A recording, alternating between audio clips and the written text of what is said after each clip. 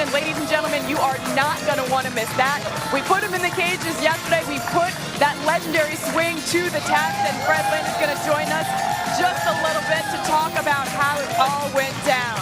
Hello and welcome to our studios here at FanFest. I'm Alexa Dat, joined by some of the best content creators in the game, Fuzzy and Shelfy. Guys, Championship Monday, it doesn't get any better than this. Man, everyone is hyped up. I could barely hear you. They were cheering so loud. Yes. I am ready to get into today. This crowd is crazy, and all the competitors that we're going to have today, this is not their first time in the cage. They have a little bit of experience, which is a little bit different than the last couple of days. So maybe we'll see some better scores today, have some fun. I'm hoping for some high numbers today. Absolutely, and a lot of these contestants are going to be rocking personalized jerseys, just like you guys got on. Look at these fresh jerseys. Yes, got the P.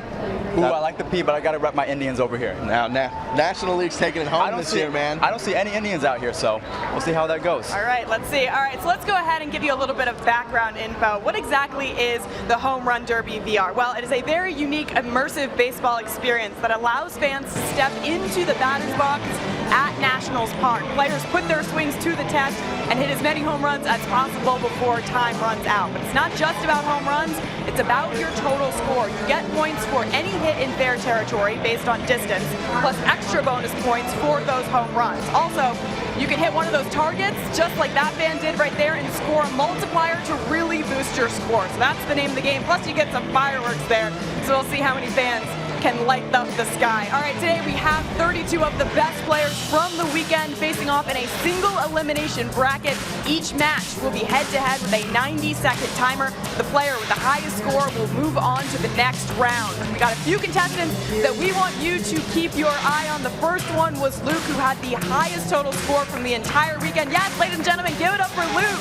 He scored 11,974 points. He hit both a 5x and a 3x target in that round. Exactly what you're looking to do.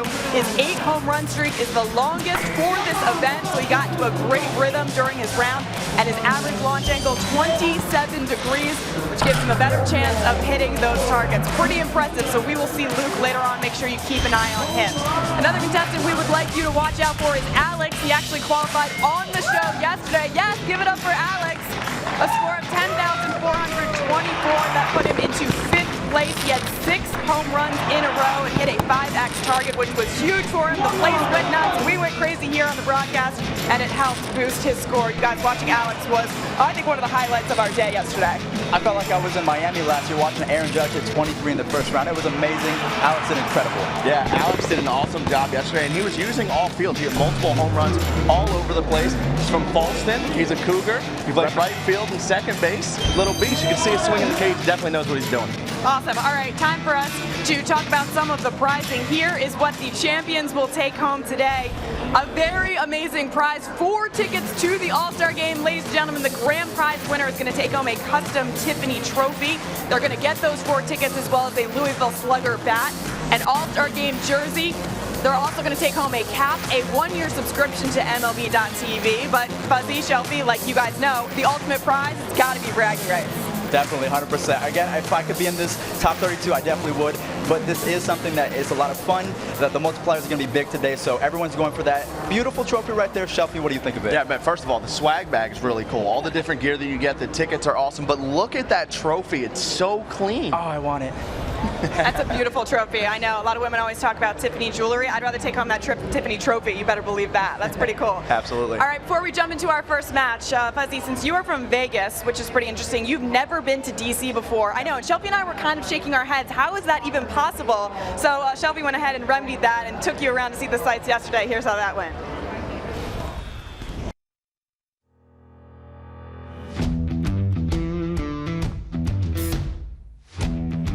Man, the U.S. Capitol is so much more beautiful than I thought it was going to be. Everywhere you look, there's monuments here, monuments there. I wasn't expecting this. And the best part about it is everything is completely decked out in Major League Baseball. It's everywhere.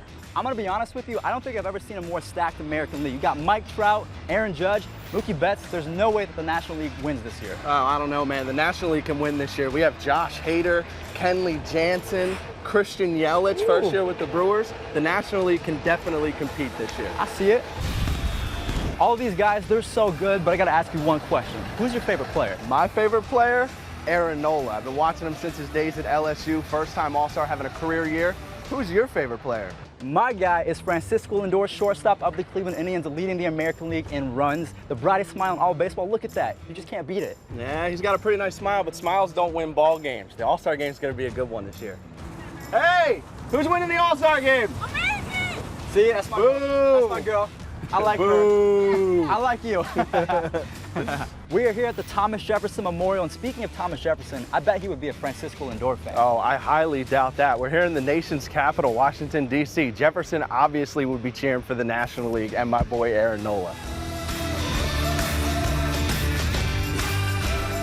Man, where I come from, you don't see anything like this, and the only time that you do is when you open up a history book. History book? Here's a fun fact for you. Spider-Man once climbed that building. I knew that looked familiar. Did that actually happen? Oh, it actually happened. I thought about climbing up there myself. I'm quite the athlete. I bet you if you gave me a baseball, I could probably throw it that far right now. Nah, I got you bet you I beat. could. Yeah, we can have a competition if you want. Let's do it. I bet I'll throw it farther. No, you won't. I bet I would. I'm gonna go get it We right can now. get Spider-Man involved in right this back. if you want. Yeah. Okay. Oh my gosh, you guys are the ultimate tourists. That was pretty impressive. Favorite part? Ooh, I would say my favorite part was the Washington Monument, 100%. Okay. Awesome. Honestly, my favorite part was just taking him around. He was a first timer. I've been around. I've seen it all. So seeing his reaction to everything was definitely the best part. And did you guys get into that competition of the longest throw? Yeah, I won easily, so. Oh, get out of here. Talk about it. I have this man beat. Don't let Not him even fool you. close. Ooh, the competition is heating up already. All right, time for us to jump into our first match of the day. We have both of our contestants ready to go in the cages. We got Flash here over on the left and Ian over here on the right. And I want to point out to you that Ian is rocking the legendary play-by-play guy for the Nationals, broadcaster Bob Carpenter's "See You Later" home run call t-shirt. This is going to be impressive, guys. I'm excited for this. Flash with the nickname. I like it. Is that because he hits home runs really fast, or is he just fast in general? I think don't know. we're gonna Let's find check it out. They're both blasting off. This is going to be the multiplayer version. So we got the scores in the top, bottom left of the score of the screen. Let's see. So they both started off with a bang. And remember, this is not about total home runs, it's about total points. So you could hit 4 home runs, but if your opponent hits 3 and he hits those multipliers, he could beat you. So you definitely want to make sure the score's up, you get distance on everything, keep the ball fair. So one thing to keep in mind, guys, is Ian is going to be the ball in blue, Flash is going to be the ball in red. So if you guys see 2 different baseballs on the screen, that's okay. You're not going crazy. They're actually on the same screen. So right now, we have Ian in first place with 1,872 points with 45 seconds left. It's going to come down to the wire with these 2 guys. Yes, and Flash gets on the board there with another one, but Ian is still in the lead here. It's very tight, 1972 to 1766 with 35 seconds left to go. Flash is going to rip one foul. Now, Flash is in second place, but he does have the longest home run of the day. He got Ian beat by about 10 feet. He has 574 to 564, and Flash is lifting off. That might be the times 3. Hits the 3-time multiplier. It is coming down to the wire, ladies and gentlemen. 19 seconds left. Ian is still in first. Flash is at a distant second with 3,300 points. Let's see if he can come in clutch. Oh, that's going for the 5 times? That's the 5 times. Someone's going to win. Oh, he came up just short. Okay. He could take the lead here if he hits a multiplier. Flash out the right. Ooh, is that going to hook it? Okay, That nosedive down to the 2-time. It did get out, but it does not hit the Are they multiplier. need one more pitch? And that is it. Ian is coming away with the first win of today. That was impressive. Oh, Wow, and he ends up 668. finishes it off with a 668 home run to stretch the He lead. was showboating on that one. Absolutely. Huh? You know what? That came down to the wire. That last home run definitely stretched the score out, but it was much closer than it appeared. Pretty impressive, Ian. Nicely done. Flash, great effort there by you as well. Ian, I'm telling you, some of that Bob Carpenter energy being channeled there as he was launching them out of the park. Wow. I'm a little upset I did not get to see you later in there. Man, you set me up. Okay. Wow. That ball was crossed as Ian hit the 3 times, or that was Flash who hit the 3 times multiplier out the left center field. Very impressive start. Unfortunately, came up a little bit short. We're going to see Ian in round 2 a little bit later. Yeah, so Ian ends up advancing to our round of 16. Nicely done. Is well on his way. Yeah, see, he's rocking that shirt. I'm telling you, obviously a huge Nationals fan. He's wearing the red and rocking the "See You Later." He might have to do that call for us a little bit later when we talk to him. But there is Ian as he defeats Flash, moving on to our round of 16. He will match up against the winner of Max versus Kayla, which is coming up here in just a little bit. But you got to feel good for Ian, who has seen this before and had used his previous experience to help him have success today. Yeah, Ian was cheesing out there. I've not seen a bigger smile since Francisco Lindor. So again, the biggest thing is having fun. They were both having a blast out here, not trying too hard, just sitting back, hitting dingers. What's more fun than that? Yeah, and I'm sure there's going to be a little bit more pressure on them today. This is tournament style. The last couple of days, it's been single. You're in there by yourself. You're taking your hacks. Today, it's one-on-one. You know exactly where your opponent is score-wise as the game is being played out. Look at Ian giving the wave to all of his family and friends who are checking him out here on the live stream. He's ready to go. Look, there is no nerves in Ian's face right now. And as we check out, you guys were looking at his entire round. What impressed you the most? I think the biggest thing with Ian is the fact that, again, he kept himself in composure. He had everything going for him. He didn't let that ×3. I think Ian hit the ×3, correct? So he used, was that Flash? So even with Flash, when he hit the ×3, he did not let that get to him. He stayed calm and collected, and he was able to come out on top. Yeah, and that's because he was keeping everything fair. Ian, that's it. Flash had a couple balls go foul, which takes away from your point total. You want to keep things in play. Even if you don't hit home runs, you get points for distance. Everything Ian hit was in play.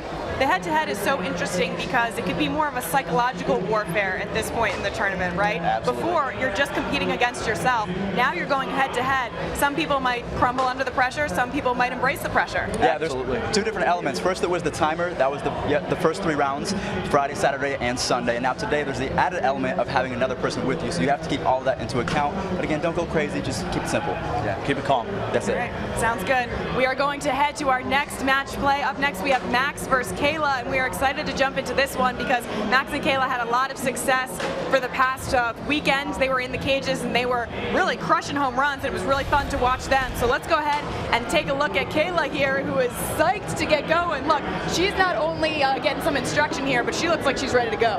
Yeah, we have National League versus American League in the tunnels for this one. So we got 2 righties at the dish right now.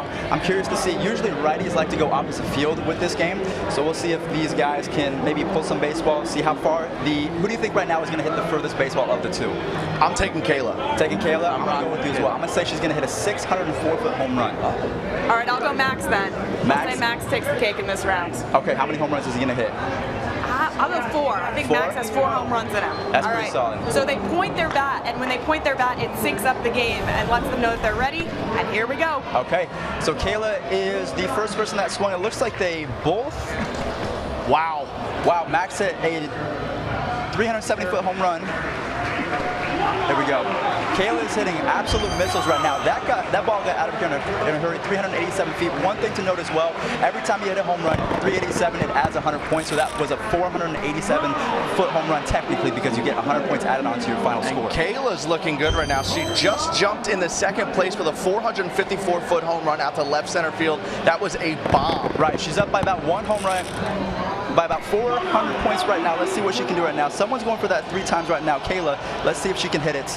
I think she may have hit it over the multiplier. She did. 426 feet over the multiplier. She's stretching her lead here, and she may have just hit another one.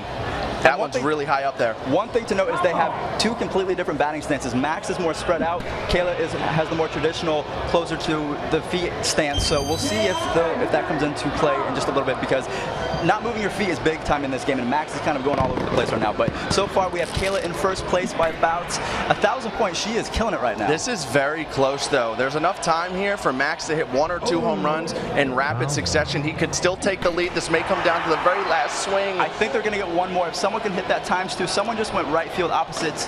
I think that was Kayla.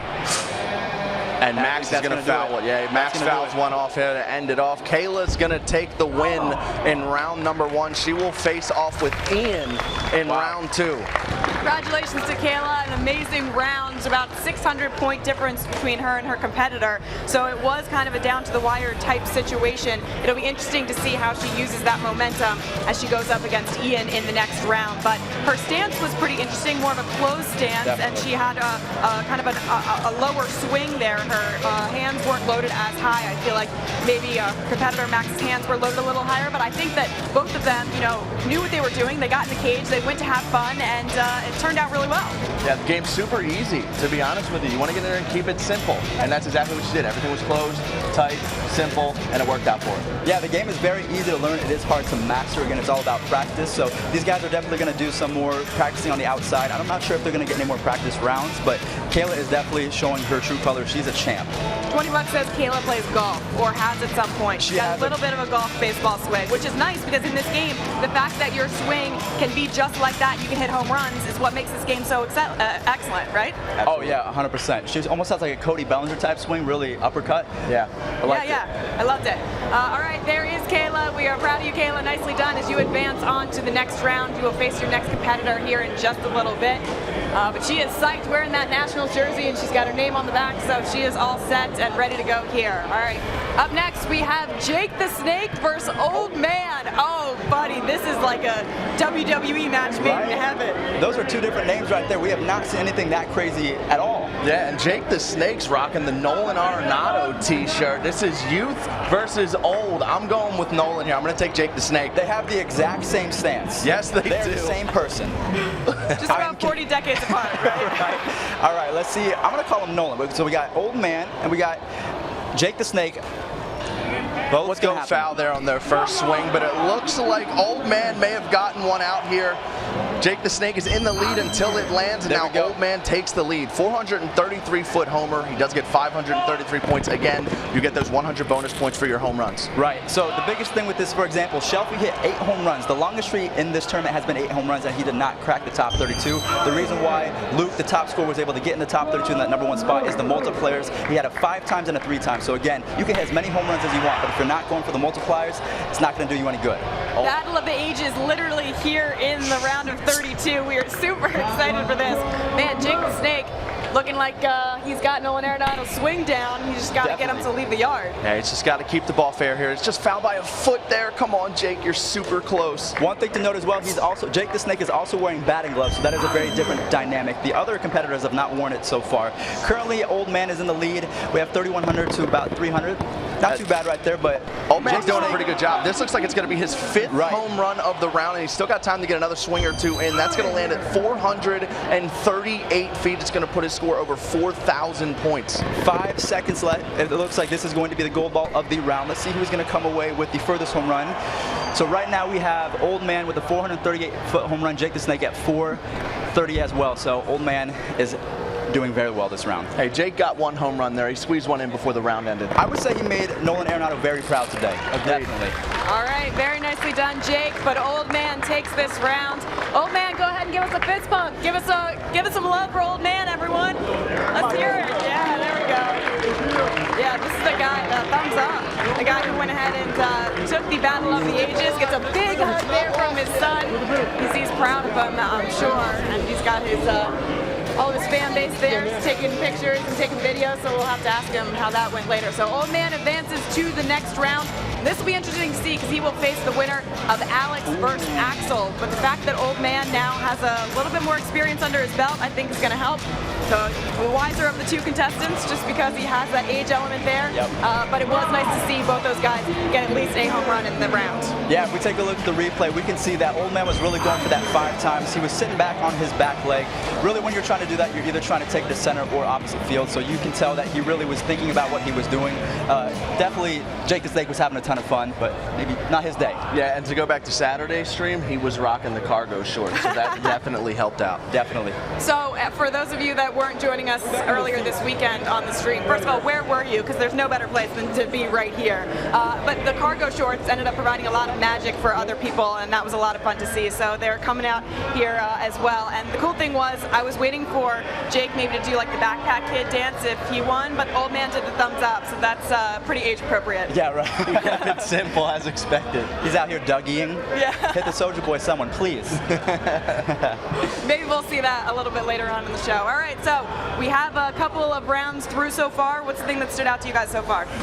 Everyone's been pretty competitive so far. No one's getting too far ahead of themselves. I feel like everyone here has a chance to win, but so far, I think that Old Man actually has come out as the favorite to win today. But I think our man Alex is the underdog for today, so he's about to take some cuts, so we'll see what he can do. Yeah, absolutely. Old Man looked seasoned in there. I'm excited to see him in round 2. All right, sounds good. We are going on to our next match. Right now, we got Alex over here on the left versus Axel on the right, and these two look absolutely hyped. We saw them getting a little bit of stretching in earlier, but as they pick up their bats, we see Axel here on the right's got 1 batting glove on, which is an interesting way to rock this, huh, guys? Yeah, he's got the batting glove on the top hand. He's also, it seems, he's a Detroit Tigers fan. So it's two American League teams here. Tigers versus the Orioles. And Axel's out to a very good start. He goes oppo bomb to get us started. So they both started off with the home run. One was a little bit further than the other. That's why the points is a whole lot different. Yes, they hit home runs, but it's going to depend on distance as well as multipliers. And Axel's going to get his second home run in a row here, and I believe Alex as well. Both of these guys off to a hot start. Let's see if they can make it back to back to back. Can they each do it?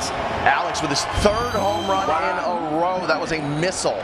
This is going to be a very interesting round. Right now, the leader is Alex. Oh, okay, so it just switched. Axel actually took the lead. Right now, he has 2,000 to 1,500. And then it looks like Alex has a chance to jump right back out in front of him. This is going to come down to the wire. These two are both all over the baseball. This is too exciting. 40 seconds left. I cannot tell you who has the upper hand at this point. Right now, they are competing with each other. They're keeping even. Alexa, what's going on? Guys, take a look at them in the cages. They are calm. They are steady. They're not letting the pressure get to them one bit. These guys are absolutely chill as they're crushing these balls. They have been going back and forth since this round started. They're down under 30 seconds, and Alex crushes another one.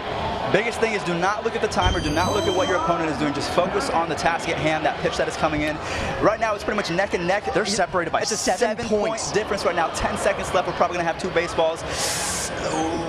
We're down under 10 seconds here. Alex takes the lead with 5 seconds to go. Does Axel have time to get another swing in? And it looks like this is going to be the gold ball, the final. Oh, it's going to go just foul. What a round. I got hyped. That was crazy. Good job, Axel and Alex. That was incredible. I'm over here sweating. That was great. All right, that was pretty impressive. Alex goes ahead and takes this round. Man, the fact that it came down to the wire and they were flip-flopping back and forth for that first place, that is exactly why we love this tournament, because it all comes down to that final pitch, and that's the one that you want to try and launch out of here. Alex giving the crowd a big wave, letting everyone know that he was pumped. There's the You called it. There we go. Man, I feel spoiled. Alex has done great 2 days straight in a row, and I feel like I'm watching Aaron Judge or John Collins. That was a great matchup. They went back and forth the entire time. So right now we have Ian, Kayla, Old Man, and Alex as the top performers up today. Up next we have Patrick going up against Doug. I'm interested to see how these guys are going to go at it. All right, what do you think of the matchup of Old Man and Alex is going to look like, guys? That we have lots to look forward to later on today. That's going to be an absolute slugfest between those two. I think you might see 16 total home runs that round. I don't think Alex is going to slow down at all. We haven't seen him have a single bad round since he's been here at FanFest. Let's take a look at the replay from the round that we just saw between Alex and Axel. This is pretty interesting. Check out the score. Wow. They're only separated by 7 points. Axel was big time. Let's not, underestimate what he did in this round. He had to perform really well, made it to the top 32. Unfortunately, was not able to come away with the W for today, but he put up an amazing fight with Mr. Alex. Yeah, nothing to be upset about there. Too was pretty cool. The right-handed Babe Ruth over here. I love it. Yeah, we also have to give props to Axel, who put together an incredible round. The fact that he was able to get to this championship round says so much about his confidence and the fact that he was cool under pressure. Yeah, and again, it came down to the wire. Just 10 seconds to go there. They were only separated by 7 points. Pretty cool. Yeah, but we talked to Alex a little bit earlier, and the fact that he's got some baseball history in his blood, and he loves going out there playing second base and right field. He dominates on those ballparks out in Falston, Maryland. Cool, calm, and collected. I don't even know where Falston's at. Is that close to here? It's not that close. Okay, gotcha. Well, it's about 45 minutes to an hour away. Got closer than you. I hope that his entire team is watching right now, because he is for sure making you guys proud. Absolutely. All right, let's check out our match number 5. We got Patrick versus Doug. Patrick over here on the left and Doug over here on the right. Oh man, check out Doug's stance right now. He is ready to pick up this bat and start slugging some baseballs. And we have our first lefty of the tournament, Mr. Patrick over here. Oh, so we got lefty versus righty here, and it looks like Doug, I believe, has the batting gloves on as well. This is going to be interesting. All right. Doug is about to get underway. Patrick just dropped the bat. It's all good, though. He's got it. Here we go. We're going to get underway. And here we go. I'd like to take it away. Well, no, my favorite part about this, guys, is that this game, when you step into the cage, is pretty easy to play. And then once you get into it, it's harder to master, but these guys have actually done a pretty good job of doing that. Yeah, absolutely. Like I said, the difference between today and the last couple of days, these guys have played it a few times, so they're seasoned. As you can see, these guys are out to hot starts. Every round, it seems like these guys are jumping out, hitting homers on their first swings. So they've been here before. They've seen it. Doug's out to a hot start here as he hits another home run. He's got an early lead over Patrick. Yeah, 30 seconds into this round already, we just switched over to the Patrick cam. So Patrick, he's doing pretty well. It looks like he's not keeping his eye on the ball per se. He's still doing pretty good out there. Let's see if he can come away and square ball up. We just switched back to Doug over here. Doug seems to be doing his thing. Right now, there's about a 500 score difference with 40 seconds left. I'm not sure how this is going to play out because they're both seeming like their timing's a little bit off today. You can score a lot of points in bunches, though. Yep. Again, remember that. So Patrick's got plenty of time to hit a couple multipliers here, but it doesn't look like Doug is going to slow down as he's going to go to dead center field here for a 425-foot home run. He's pretty much got Patrick. Oh, he's got Patrick by 500 points here. So still, Patrick is still in striking distance with 20 seconds to go. Right. Ooh. Yeah, we haven't seen too many monster blasts today, so really everyone's kind of keeping everything in control, keeping everything in check. Their motions, their swing mechanics, everything seems to be under control. Let's see if someone can come away with a gold ball home run to take the lead. Can someone hit a multiplier? There we go. Looks like Doug Get down, ball. Give him another swing. Get him another swing. Oh, about 1,000 score difference. And Doug coming away with the final home run with 3,600 points. Looks like experience is definitely playing a factor in this game. I'm telling you, those batting gloves might take the cake too. He's got the full uniform on, essentially. He could go out there and take BP in the home run derby. So the fact that he is able to be successful in our home run derby here at VR is pretty impressive. Yeah, and I think maybe the older guys, they're a little bit less stressed under the pressure, maybe. The young bucks may be feeling it a little bit when they step in there against the older guys. So far, we've seen two matchups of youth versus age. The age has won both of those matchups so far, but we'll see how the rest of the tournament goes. Yeah, absolutely. Doug rocking that Max Scherzer jersey, taking some of that energy from Max Scherzer and fueling it, using it to fuel him here in the home run derby. So Doug advances, beating Patrick in the round of 32, and will face the winner of Augie and Elisa, which is coming up here in just a little bit.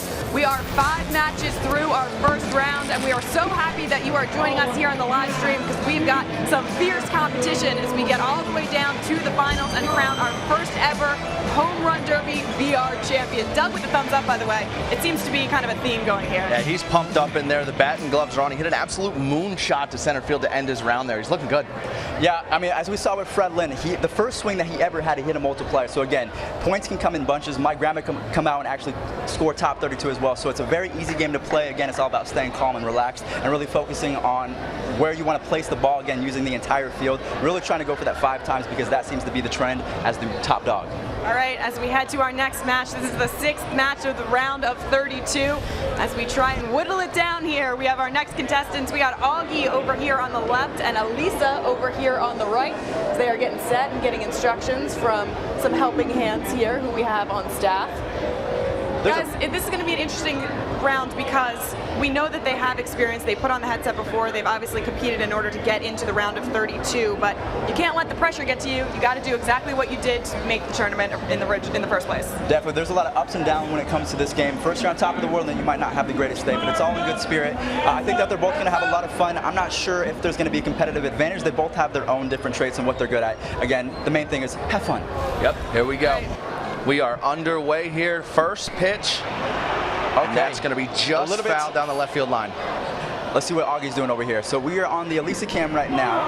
Ooh, Elisa just hit that ball into I think they both hit the ball to the same spot there. Wow, 440 feet for Elisa. That ball was crushed. Wow. All right, there we go. Augie's ball finally landed, and it looks like he's got another one going out there deep to left center field. A 3-point difference at this point. Let's see if that changes. It's definitely going to. They both just hit it extremely far. They are flexing their muscles right now. They're flexing everything that the mama gave them. At this point, both balls to dead center field there. Wow, there's about a 500-point difference. Wow, Elisa was in first place. Augie looks like he's on a comeback right now. This is a good story right here. I like this so far. Yeah, it looks like Augie's got him doubled up right now, but still 40 seconds to go in the round. This one's been close. Elisa can take the lead in just a couple of swings here. It's just a 200-point distance right now with 30 seconds to go. Yeah, 30 seconds left. They probably have about 4 swings left each, maybe 3 if they don't hit the ball too high. So right now it's pretty much knotted up at 20, so it's 28 to 1700, but again, that can change in a split second. We saw that ball is crushed. Wow. That might be over the multiplier as well. 450 feet to left center field with 12 seconds to go here. Augie's taking a little bit of a lead on Elisa. This has been intense so far. Come on. Ooh, is that gonna hit the ×5? That could change. Just missed the ×5. Augie over here absolutely crushing the baseball. And that was it. Ladies and gentlemen, that was amazing. All right, Augie, nicely done. So funny because anyone of any age can come in here and play this game. And Augie, obviously of a smaller stature, was able to come out pretty big here today. Yeah, everyone in the chat is going nuts right now. So we have a ton of people on their side right now. They're hyped up. The family's all out here. This is a once-in-a-lifetime experience, and they all did really great. Yeah, Augie, the little man, he looks excited. Yeah, he's giving high fives. Look Brad at that in chat said that he was absolutely mashing. You're right about that. It was pretty impressive to watch him swing there. As he advances to the final round, he will take on Doug, and that is going to be a matchup that I'm excited to see. Yes, for sure. I cannot wait. It'll be another matchup of youth versus age. We'll see if Augie can finally get us over the hump here with the young ones. So are we calling it the backpack kid versus the thumbs up? I'm with that. What we've been doing here? Wow, Look look at how that. beautiful Wow. that swing That is is. a great swing. And he looked at it too. Wow. Yeah, he pimped it. He dominates his local little league for sure. I'm going to have to get his autograph before he leaves because that's going to be worth something someday. Wow, that ball was absolutely crushed over the multiplier in left center field. Wow. I love it. He's got the stance, he's got the swag, he's got, you know, all of this confidence to be able to put him to the next round. Really impressive. Nicely done there, Augie. It was nice to see, especially somebody who we had seen over the weekend come back and still have success in this tournament. Yeah, sweet swing too, Yeah. right? I mean, that was technically sound. I mean, I'm over here, I'm just watching, I'm working up a sweat as well, so I can imagine how these guys feels because the adrenaline, all the festivities of FanFest, I mean, these guys are having a blast. Yeah, we have 9-time All-Star Fred Lynn joining us later on in the show, and I'm actually curious to get Fred Lynn's take on a lot of these guys' swings. I mean, Fred Lynn was a legendary ball player, especially a hitter, so the fact that he's going to analyze some of these swings, I mean, what more could you ask for? Yeah, and like we showed earlier, he's gotten in the booth as well. He's actually gotten his hands on the game, so he's got a little bit of experience. Yeah, first swing he ever had multiplier. I couldn't even do that, so Fred Lynn has still got it. That's for sure. All right, time to head to the 7th match of our round of 32. We're going to have Jerry taking on Coop. Coop? I love it. Coop Coop Loop. Gary here is over on the left and Coop over here on the right.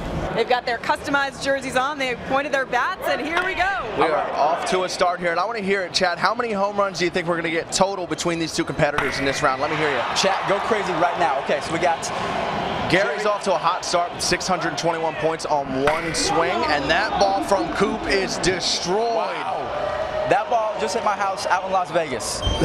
Wow. Okay. Both home runs registered at the same exact time. We have 1397 to 665 here with 1 minute to go. As a lefty myself, the one thing that I would tell Cooper right now is if I was in the cage with him, I would probably tell him do exactly what he's doing right now. I would say maybe put a little bit more weight on his back foot because, again, you're trying to, not, you can pull every pitch, again, you're going to hit a lot of home runs, but the biggest thing about this game is the multiplayers. Try and go for the three times out in left and right center field, even that 2 times down the right field line. Wow, Gary's on fire here. Let's see if he can keep that ball fair. I think it went foul. I think it just did. That could open the door for Coop with 30 seconds to go. Let's see how the rest of this round plays out. 1 minute off the clock. It looks like he hit it so far, the ball trail actually stopped tracking it. That was Get out of here, Coop. Wow, this is a super close round. Coop's got the lead, but not by much. This is neck and neck. Get out of here, ball. Okay. 15 seconds to go. I think that's the furthest of today. We have not seen a 600-foot home run. Let's see if Coop can do it on that swing right there. Where's that going? Is that going to hit the lights? Opposite field. Coop using the opposite field now. Wow, everyone in the chat is going crazy. Guys, get hyped. Coop looks like he's coming away with the W for today, but not.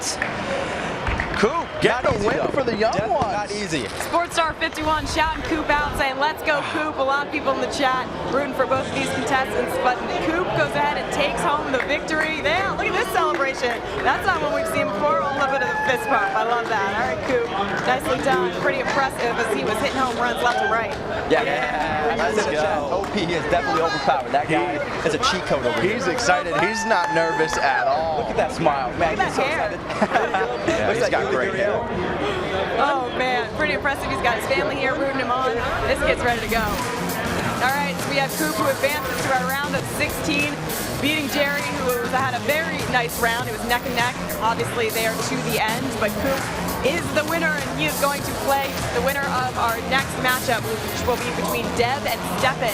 Excited to see that, but Coop advancing. What do you guys think of the round?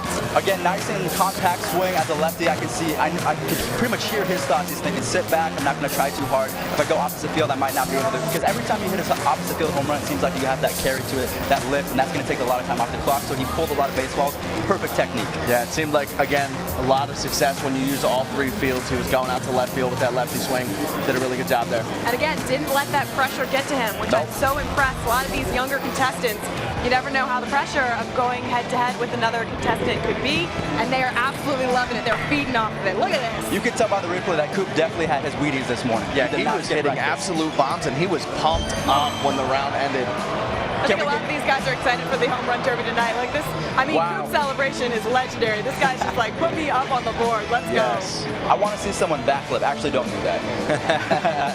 No, you're not allowed to backflip. Don't do that. It's got a lot of technology there in the bat to be able to track your home runs. So let's go ahead and keep those still and safe. Yeah, but really impressive there. And I think that was actually one of the more impressive rounds that we've seen so far, just the fact that it stays competitive between these two. I mean, we've done a great job of matching up the skill level between the two competitors. Yeah. Again, this is the top 32. These are the best of the best over the last 3 days. So a couple of these, probably most of them, are going to come down to the wire. Yeah, I think the biggest thing so far has been parity. Not anyone has looked similar. So again, you could be a grandma, you could be a dad, you could be a sister, brother. Whoever you are, you're definitely going to be great at this game if you practice. Absolutely. All right, heading on to our next match, the 8th of our rounds here.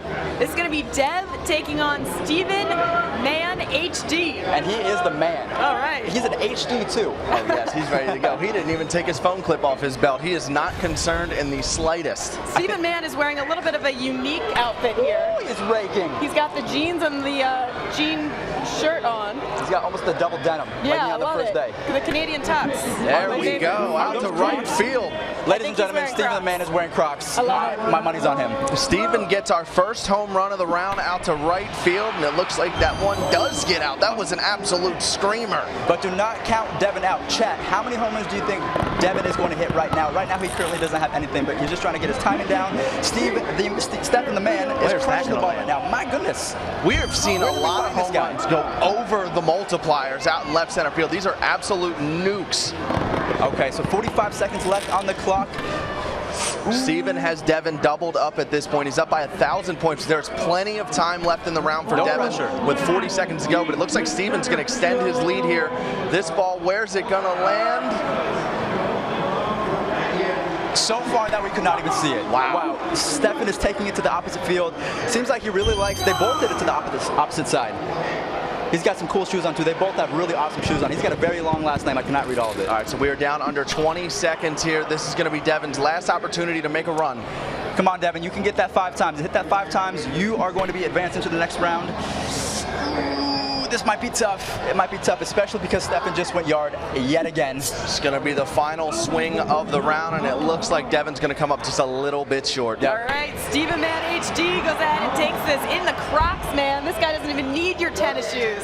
Take your laces back. He is going to be rocking Crocs in order to make it to the next round. I am so impressed. What an amazing round by Steven there. Hey, give it up for Steven. Yeah, he had some people here cheering for him in the crowd, so he obviously brought some fans along.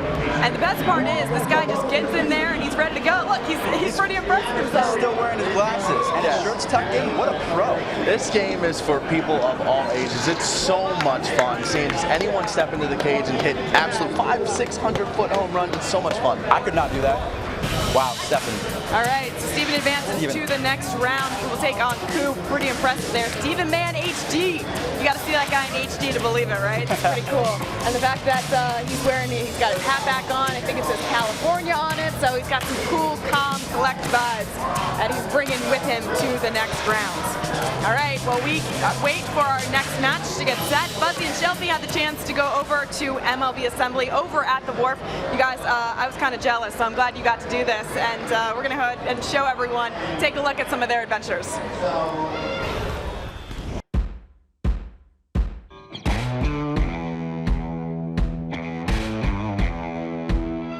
Where am I?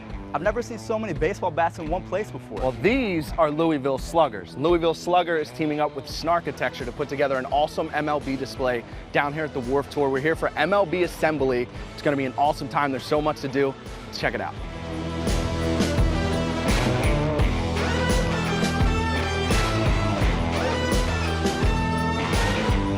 Snarkitecture? Yeah, snarkitecture. You said it right. Like narc-architecture? Yeah, you said it right the first time. Sharkitecture, You said it right the first time. Snarkitecture. Snarkitecture. Snarkitecture. There you That's go. a tongue twister, man. That's Say it very 10 good. times fast. Snarkitecture, snarkitecture, snarkitecture. You're not saying it right. Listen, not man. saying- You said it right the first time. Snarkitecture. Stop confusing me. I'm sorry. You're killing me, man. Louisville Slugger has this awesome display right here where you can actually watch them hand turn the bats and customize them right in front of you. And speaking of customization, if you guys have jerseys, both Levi and Under Armour are inside. Bring it on in, get it customized. I also heard that Future and Stash are in there doing some graffiti art. I heard that they're really good. Let's go check it Let's out. go check it out.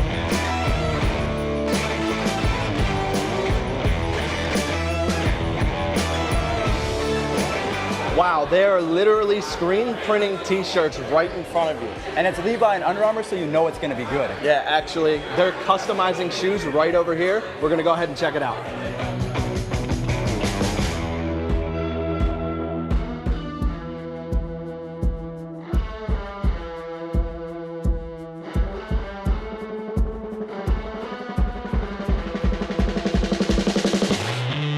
All right, guys, you're not gonna believe it. I found him, the man himself, Futura. How you doing? What's up, Dan? Good Great. to see you. Good, good, good. So I hear you're a super fan. Absolutely. Yep. Yes. You've traveled around? Traveled around. I was telling you about my visit to all the MLB stadiums, which Yep. is this is the 10-year anniversary of that. So Next, I like your Yes. getup. Thank you. I really like the yeah, getup. I kind of put this together for this event, just to show my love for the game. All right, so can you tell me a little bit about the art pieces you got here? Yeah. So I'm actually working with my partner Stash. The whole rage is launch angle, exit view, all this kind of new. It's beyond sabermetrics. It's just like a brand new alphabet and language being introduced. So it's my thought to that and how that's part of the game today. And people are very conscious about it. All right, Stash, wonderful to meet you, man. Likewise, Preston. So I can see, of course, I can see your amazing art back here. I'm just curious, what inspired you? Obviously, baseball, right? Funny Right, enough. right. And just for me, the vantage point of the umpire was always the most fascinating point of view. I always thought, like, if you could be at a game, I like sitting behind the plate. I like Right. that vantage point. So getting to just create something from a different sort of vantage point where it's like soft focus, but you know what you're looking at, and almost in a stained glass sort of trying to deconstruct the photograph and do something a little different with it. Well, it looks awesome. Nice to meet you, Stash. You have a wonderful Preston, rest thank of you your so day, okay? much, man. Thank you, guys. MLB. There we go. Yeah, like I said, I'm pretty jealous. That was awesome. You guys got to meet a couple of artists there, some legends in the game. You learn anything? Yeah, I met Stash. I mean, I realized how big he was. There was a ton of people wanting to take his picture. His artwork was amazing. Kind of like his picture reminded me of a lot of Pablo Picasso. I was standing in the presence of greatness, and I did not even realize it. Yeah, and super jealous of Future. He went on a stadium tour back in 2008. He went to every stadium in the major leagues in one season. Wow, that's pretty impressive. So they're big baseball fans. Definitely big baseball fans. fan. That's where And they they get go to the Nationals games? They check out the games here, or they... Future is from New York. Oh, okay. Future is a Got New it. York guy. So maybe a Yankees fan, maybe Yes. a Mets fan. We don't know. Yeah, All Stash right. was a Mets fan. Okay, Yeah. got it. All right. Hey, by the way, like we've been mentioning all afternoon, we are here at FanFest, and we've been enjoying some of the All-Star Week festivities here. But the main reason we are here is for the Home Run Derby VR, our championship edition, the round of 32. We have completed 8 total matches, and we have had those contestants advance to the next round, the round of 16. Pretty impressed to see what we have come up with so far. Let's go ahead and get back into the cages, because our 9th match of the day is going to see Workman versus Ray tee off against each other. Man, people get hyped up in the NCAA tournament. I think this has been the most hyped I've been in months. All right, Workman versus Ray. Say that 10 times fast. Workman Ray. Workman Ray. Workman Ray. That's Workman too easy. Ray. Okay, never mind. We have a righty versus a lefty here. Ray has ash on the back of his they custom both have jersey. Some hacks on them. Guys, in the chat right now, we have a lot of people watching. Who is going to take the W in today's first round of the right half? It looks like both guys hit a home run on their first swing, but Ray is out to a lead slightly because of the distance on his home run was a little bit farther, so he's in first place right now. And he's going to go a little oppo piece here. That might be his second of the round. It came up just short. All right, That's so that gives Marshall an opportunity to jump in the lead there. He came up just a little bit short. Yeah, so for anyone that just tuned in, if you guys see someone hit a 555-foot home run and you see 655 pop up, it's because every time you hit a home run, 100 points is added to that total feet distance. Yes, because you get points for anything you hit in fair territory. Exactly. It's based on distance. If you hit a home run, you get 100 bonus points, and you also have the opportunity to hit those multipliers. So let's see. 40 seconds to go here. Marshall's got a lead. Ray's got plenty of time to make a comeback here, and it looks like, can he keep that ball fair? Ooh, looking like Chris Davis out here to the opposite field. My goodness. That is a bomb. All Is right. that going to land? It does. 605. That's the I think that's the 6 feet. Wow. I've never seen really anyone do that. I think that might be our first or second 600-foot home run of this round. We're down to 20 seconds. 8,000? Did someone hit 5? Someone hit 5 and we didn't even notice. Marshall hit 5. Wow, Marshall hit 5 while we were talking about the 600-foot home run. Okay. What a round for Marshall. I'm impressed. I'm taken back. 424. He's at 9,000 points. That is Marshall the highest today by far. Showing out. Wow, we were so impressed by the 600-foot home run. We didn't even notice the 5-time multiplier. Marshall's going to run away with this one because of that 5 times hit to center field. He finishes with nearly 10,000 points. No words. So 2 of the more impressive things that we've ever seen so far in the tournament from these 2 contestants. Ray hits a 605-foot home run, and then Marshall hits the 5-time multiplier. Wow, Marshall, that was, I think it's the hair. He's got crazy hair. That was impressive right there. He is in first place right now. Right now, he is in perfect place to get that Tiffany trophy. Again, I'm a little sad that it won't be me, but if it's going to be anyone, Marshall is definitely of deserving. Looks like he's got his family with him. He's all geared up in his national stuff. Must be a local. He's super excited. He was pumped when he came out of the cage. And what a round he put together. The fact that we were watching what Ray was doing and almost missing the greatness that Marshall was displaying here on the screen, y'all. There's someone, there's this is it right here. Boom, there it is. Wow. That dead center 5 times. Got out so fast, too. 537 feet as well. He hit it so hard we missed it. Right. And he was so nonchalant. He said, yes. That was the, I think, chillest fist pump that I've ever seen in my entire life. Right. It was almost like, I've done this before. I know what I'm doing. Yeah, I did this yesterday. It's all good. Yeah, he's ready to win a couple more rounds after this one. He's just getting started. All right. So Marshall, a.k.a. Workman, goes ahead and advances to the next round after he defeats Ray in the round of 32. Advancing to the round of 16, as we have seen so many other contestants do here today. Our 9th match of the day, pretty impressive, as we are working closer towards the championship today. We're going to crown our first ever champion of our Home Run Derby here today at FanFest. This is going to be pretty cool too, because the Home Run Derby champion, the VR champion, is going to take home not only a Tiffany trophy, they're going to take home 4 tickets to the All-Star game. That's incredible. We hooked these guys up. But for anyone in the chat as well, there's also going to be chat giveaways, so make sure you guys don't go anywhere because we're going to be dropping so much stuff today. Yeah, and those 4 tickets to the All-Star game are going to be a great time. The game's tomorrow night. We have the Derby tonight, so we're pretty much at the end of the build-up here. We got the excitement starting tonight with the Home Run Derby, and then the game tomorrow. I'm hyped up. I'm ready to go to the Home Run Derby already. I'm excited. This is better than the Home Run Derby, I feel like. We got our own little Home Run Derby going on here. Right. All right, let's keep our Home Run Derby going. Then we're on to our 10th match here in the round of 32. We got Ryan versus Nico. We got 2 guys of smaller stature, younger guys who probably have a lot of experience swinging the bat. So we'll see how this round goes. Yeah, I don't know about you, Shelfy, but when I was playing baseball, every time I went up a guy named Nico, he raked off of me. So I feel like Nico is about to come away with some. You're going Nico. I'm rolling out with Ryan then. Let's see. Nico and Ryan both pulling the ball at the left field to get started. So Ryan definitely had a good timing on that one, but he didn't have enough muscle on that. Let's see if he can come away with a little bit more muscle, more power on these swings. He's just trying to get used to the whole feel of things. Hasn't done it in a little bit. Yeah, both pulled the ball foul in their first swing, but then they both get the ball pretty well there on their second swing. So they're getting into a little bit more of a rhythm here. Nico looks like he's going to get his first home run of the day come up just a little bit short. He's at 759 points though, so keeping the ball in play again, big deal. Hasn't hit a home run yet. This may be the time. There it is. 451, and they both have the right idea as well. I haven't seen too many moonshots, and when we say moonshot, we mean something that could have touched the moon, something that was a high arcing home run. We want to see a lot of line drive home runs. Keep the pace moving, exactly. Keep it going. The harder you hit it, the quicker you can get your next pitch in. Take advantage of all the time that you can use. But Nico took the lead on that last home run. He hasn't given up yet. Both did it to the exact same place, 555, excuse me. So we have pretty much neck and neck, so we're 25 seconds left. Nico's coming away. I told you, Nico, it's the name. They're one swing away from each other here, but Nico has an opportunity to stretch his lead if this ball gets out, and it does. He's up to 2,700 points, 382 feet to opposite field. That's going to give him 2,700 with 10 seconds to go. Right. It's going to be Ryan's last chance. I think he's going to get one more swing for each of them, so if someone can get a multiplier, that scoreboard can change, because Nico is coming away with 3,300 points, and I think that is going to do it. Nico, congratulations, man.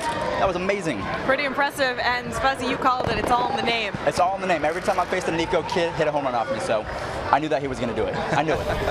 Nicely done, Nico. Congratulations. What a round you put up there as you advance to our round of 16, and you are one step closer to achieving the grand prize here at our Home Run Derby VR Championship. We'll see if you will be crowned the winner. But man, he's got his hat, he's got his family, he's giving out high fives. It's pretty hyped. And I think he's got the Trout on the back of the jersey there, representing his favorite player, maybe the best player in the world. Trout would be proud. That's awesome. So he's what was the hat that he was wearing? Does it say Angels? Yeah, had the Angels logo Okay, on. gotcha. Yeah, Gotcha. he's got the Angels patch on his jersey. He's all locked in, ready to go. As we watch the replay here, Nico. Raking. Nico is a monster, exactly. Everyone in the chat is cheering Nico on. You guys are the best. Yeah, pretty impressive. See, there we go. Is Trout the best player in baseball? I think Nico says so, yes. Got to go with Mike Trout. MVP favorite maybe so far, especially in Nico's eyes. As he goes ahead and advances here, he will face Workman in the next round. And Workman, as we know, aka Marshall, put together a fantastic round. Just one match previous to this one. So that is going to be something we'll look forward to. Marshall and Nico facing off. Looks like we have Flak Attack and Suzanne up next. Flak Attack, that is an interesting name, but the guys that came before them, Nico, Workman, that's a pretty good matchup right there. I think for right now, I'm most excited for that Doug and Augie. There's also going to be the Old Man and Alex, but also Workman and Nico, they did great themselves. So no matter where you're going, it's going to be an amazing matchup. Yeah, we've had some really cool nicknames here today as well. These guys came prepared. Yeah, I think, by the way, Kayla could be a little bit of a sleeper in this bracket, so watch out for Kayla. Definitely. I'll be excited to see Kayla get pretty hyped as well as we see her match. She advances to the round of 16. We'll see that in just a little bit. All right, so it's pretty impressive to watch the pressure not get to a lot of these contestants, because I'm telling you, even though it is easy when you step in there and anyone can play this game, these head-to-head competitions can add a little bit more to your psyche and maybe get you a little bit more amped up. Yeah, they know that they're live. They know that they're going head-to-head against another opponent. They can see it within their virtual reality headset. If their opponent hits a home run, they have to watch it go out on their screen so that they can see their opponent pulling away from them live while they're playing. It definitely adds a little bit of pressure, but none of these guys seem to be phased. Yeah, and just like the in real life home run derby, you see a lot of these players taking pitches. So the reason why they're doing that is, again, they're simplifying things. They're not trying to do too much. And just like having fun, it pretty much is like taking a pitch. It calms your nerves. Exactly. All right, time for us to jump into our 11th match of the round of 32. This is going to be Flak Attack versus Susan G. What a nickname, Flak Attack. Flak Attack. And it's not just Susan, it's Susan G. Susan G. She's a G. She is a G. Wow. And look at this batting stance. Are you sure that's not Jeff Bagwell? Oh, Susan, just give her the trophy. Here we go. Okay, let's go, guys. I want to see what we can do. Chat, again, we got LOL Flak Attack in the chat. Come on, guys, get it going. Let's see some home run predictions in the chat. Yeah, let's go, chat. Pick a winner here. Who are you rolling with? All right, so currently 15 seconds into the round. They do not have any points on the board. It's okay. The timing is the biggest thing to these two guys. Ooh, oh, there we go. Flak Attack. Ooh, two in a row. There we go, Mr. Flak Attack. 2 home runs now. He's already up to 1,300 points, just under a minute. Will he keep that one fair? No, I think that's going to hook. I don't know if that's going to, that might actually stay fair. It does. 615 feet. Wow. Is that the longest home run we've seen so far? Yeah, I think that's the total. Wow. Yeah. That one's going to be gone too. He has found a home in right field down the line. Someone just called Susan G the GOAT. 600 feet on the dot. Second 600-foot home run of the round. Gets it to point total up over 3,000 with 30 seconds to go. Look at all the love for Flak Attack in the chat. Wow, everyone likes Flak Attack, the snack. Come on. Flak Attack is living in right field right now, and he is just destroying the ball. All right. Just focus, guys. Focus. Take a deep breath. Everything's going to be all right. Yeah, Flak Attack's just on a roll. Okay, so I guess Marshall hit a 623. But these guys are hitting moonshots today. They're making their mamas proud. 5:27. 3 seconds left. 2. We get one more pitch. Come on, give me a goal ball. Let's go. Susan, hit this 5 times. Just a little early. It's okay, though. Flak Attack's going to run away with this one. Nicely done, both by Susan G and Flak Attack. I'm telling you, she's killing it with that stance. It's incredible. She absolutely is a G. The chat is right about that. And Flak Attack is going to advance to the next round. Nicely done, Flak Attack. Yeah! There you go, Flak. He's pumped. This guy needs his own reality show. He definitely does. The whole family's excited. I love it. He brought out the squad. Look, and he's talking about his technique and letting everyone know exactly how he was able to advance to the round of 16. Nicely done, Flak Attack. He said, Dad, here's your phone back. Your agent's calling. Time to go back to the Derby. All right, as you can see here on the replay, Flak Attack found a home in right field. He ended up hitting 3 or 4 in a row that way, including a 615-foot bomb the opposite field. He was super pumped up at the end. That was, I mean, did he almost fall over there? He is so excited. He's over there hugging his family. I'm so happy for him. All right, so Black Attack advances to our round of 16, defeating Susan G. And Black Attack will take on the winner of Luke versus Rue, and that will be up next. But go ahead and talk about Black Attack for a second. A calm, Very even calm. swing, Yep. and using all angles, all parts of the field. That's exactly what you want to do. Yeah, he was locked in totally, ready to go. Yeah, we've talked about all weekend the different height differences. It seemed like the shorter people actually had the advantage going into today. But we saw Flack was a pretty tall, lengthy guy, probably about 6'2", 6'3". Yeah, I so would you say can tell out of that- all the tall guys that we've seen this weekend, Flack's probably the lead guy. I think so. Him and Old Man are pretty big guys, Yeah. so they're doing pretty good as well. So we'll see how today goes. All right, I think you guys are going to be really excited for our next match here. It's going to be our 12th match of the round, and it's going to be the #1 overall seed here in our bracket, Luke, who put up the most points yesterday. And it was pretty impressive to see because not only did he have the most points, remember, he had those 8 straight home runs, the most that we have seen so far in this tournament. And he's a lefty. My guy repping the lefty side of the plate. I could not be happy right now because you hit 8 yesterday, Shelfie, but again, Luke hit the 5 times and the 3 times, so he had pretty much the perfect round. Very, very impressive. All right, Luke looks ready to go. Man, he's got his hands loaded high, and then he's got Rue facing off against him, across him, and here we go. We are off to a hot start. Luke aiming for that 5 times multiplier right out of the gate. Rue also went to center, but came up a little bit short, so Luke's got a little bit of a lead here, 527 to 269. So one thing that I've noticed as well is it looks like Luke is actually holding the bat. His grip has his, when you knock on the door, your door knocking knuckles, they're actually lined up, where it looks like Rue actually has an opposite side, almost like his punching knuckles are lined up. So it's a different approach. He also has Almost batting like glove on the top Boone hand. He's swagged out in the box right now. Rue reminds me a lot of Brett Boone. I really like what's going on over here. And Rue took the lead for a split second there, but then Luke got a home run right back. He jumps out, so we're neck and neck, back and forth here. Luke versus Rue. Let's see if Rue can pull off an upset. Wow, 40 seconds left on the clock. This is coming down to the wire. It looks like Rue is starting to see if he can get that timing under control. Looks Ball like went a little bit just foul there. Oh, Oh, it's stayed fair. He kept That it fair. could He be squeaked it in there. huge. Is that going to get the 3 times? Is Luke going to do it? Just a little bit above the 3 times. Wow. Just under 30 seconds to go here. Rue's got plenty of time to keep this thing going. Luke is using the force over here. Yeah, Luke's got him almost doubled up in points at this point. But again, you can score points in bunches, and Rue's going to get one out here. Let's see what he hits the 3-time multiplier at 407 feet. Are you sure that this guy does not have this set up in his living room? Because this guy is an absolute pro. Luke out to left field, using all fields here. As we said before, the best players that we have in this game use all fields. Luke on fire. Give him another one. Come on. How far can you get? Wow, this is the highest scoring round of today's entirety. This is amazing. Well, we had the one, I believe it was 9,000. 9,000, that's right. That was incredible. So he Luke comes is going to in second advance. place in terms of the total points today, but that was still pretty impressive. Right. He follows up what he had yesterday, which was a very impressive round. Follows that up with a pretty impressive round here today as he gets his hat back on, gets some high fives from the fans, gets some hugs from some of our staff here, and yeah, I mean, look, the swagger on 1,000. He seems confident, cool. He's good to go.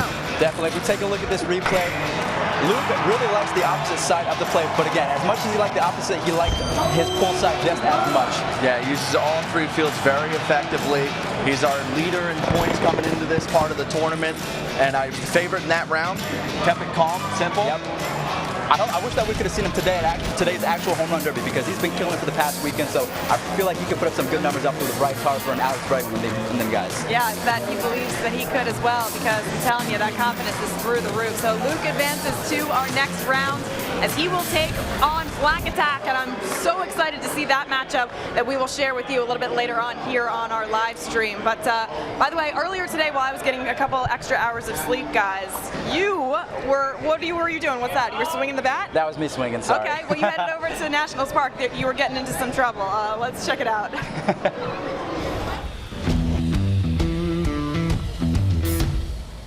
Huh. What time is it, man? I think we might be a little early. Early for what? Oh, you don't know? Is that today? Yeah, that's today. We're down here at Nationals Park. We're going to take some VIP batting practice. I'm about to show this man up. Oh, you old man? The humidity's going to wear you down. I don't think so, man. It might be wearing me down, but you're already down.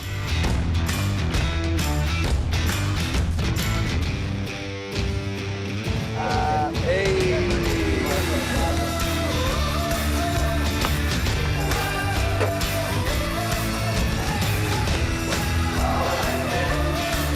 right, guys, we're down here on the field. This is an unbelievable experience. I was just shagging some fly balls out in the outfield, but now it's my turn to hit. I'm going to see if I can get one out of here.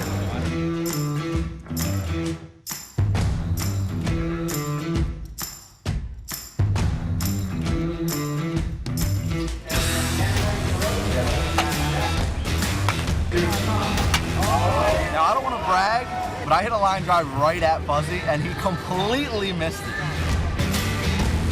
Man, I cannot believe I missed that fly ball, but you know what? I've always been a better hitter, so I'm about to show Shelfy what's up.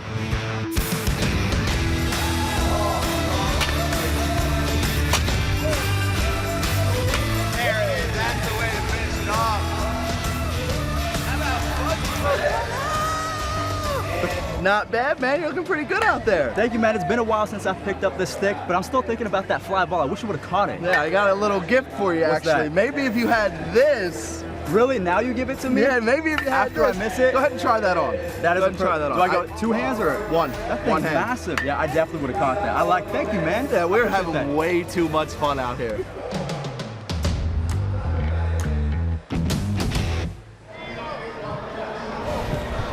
I mean, was that not the best experience of your life or what? That was life-changing. Absolutely. Having Levon Hernandez throw me an ephus pitch was just unbelievable. Matt Capps threw me a knuckleball, and I gotta tell my dad.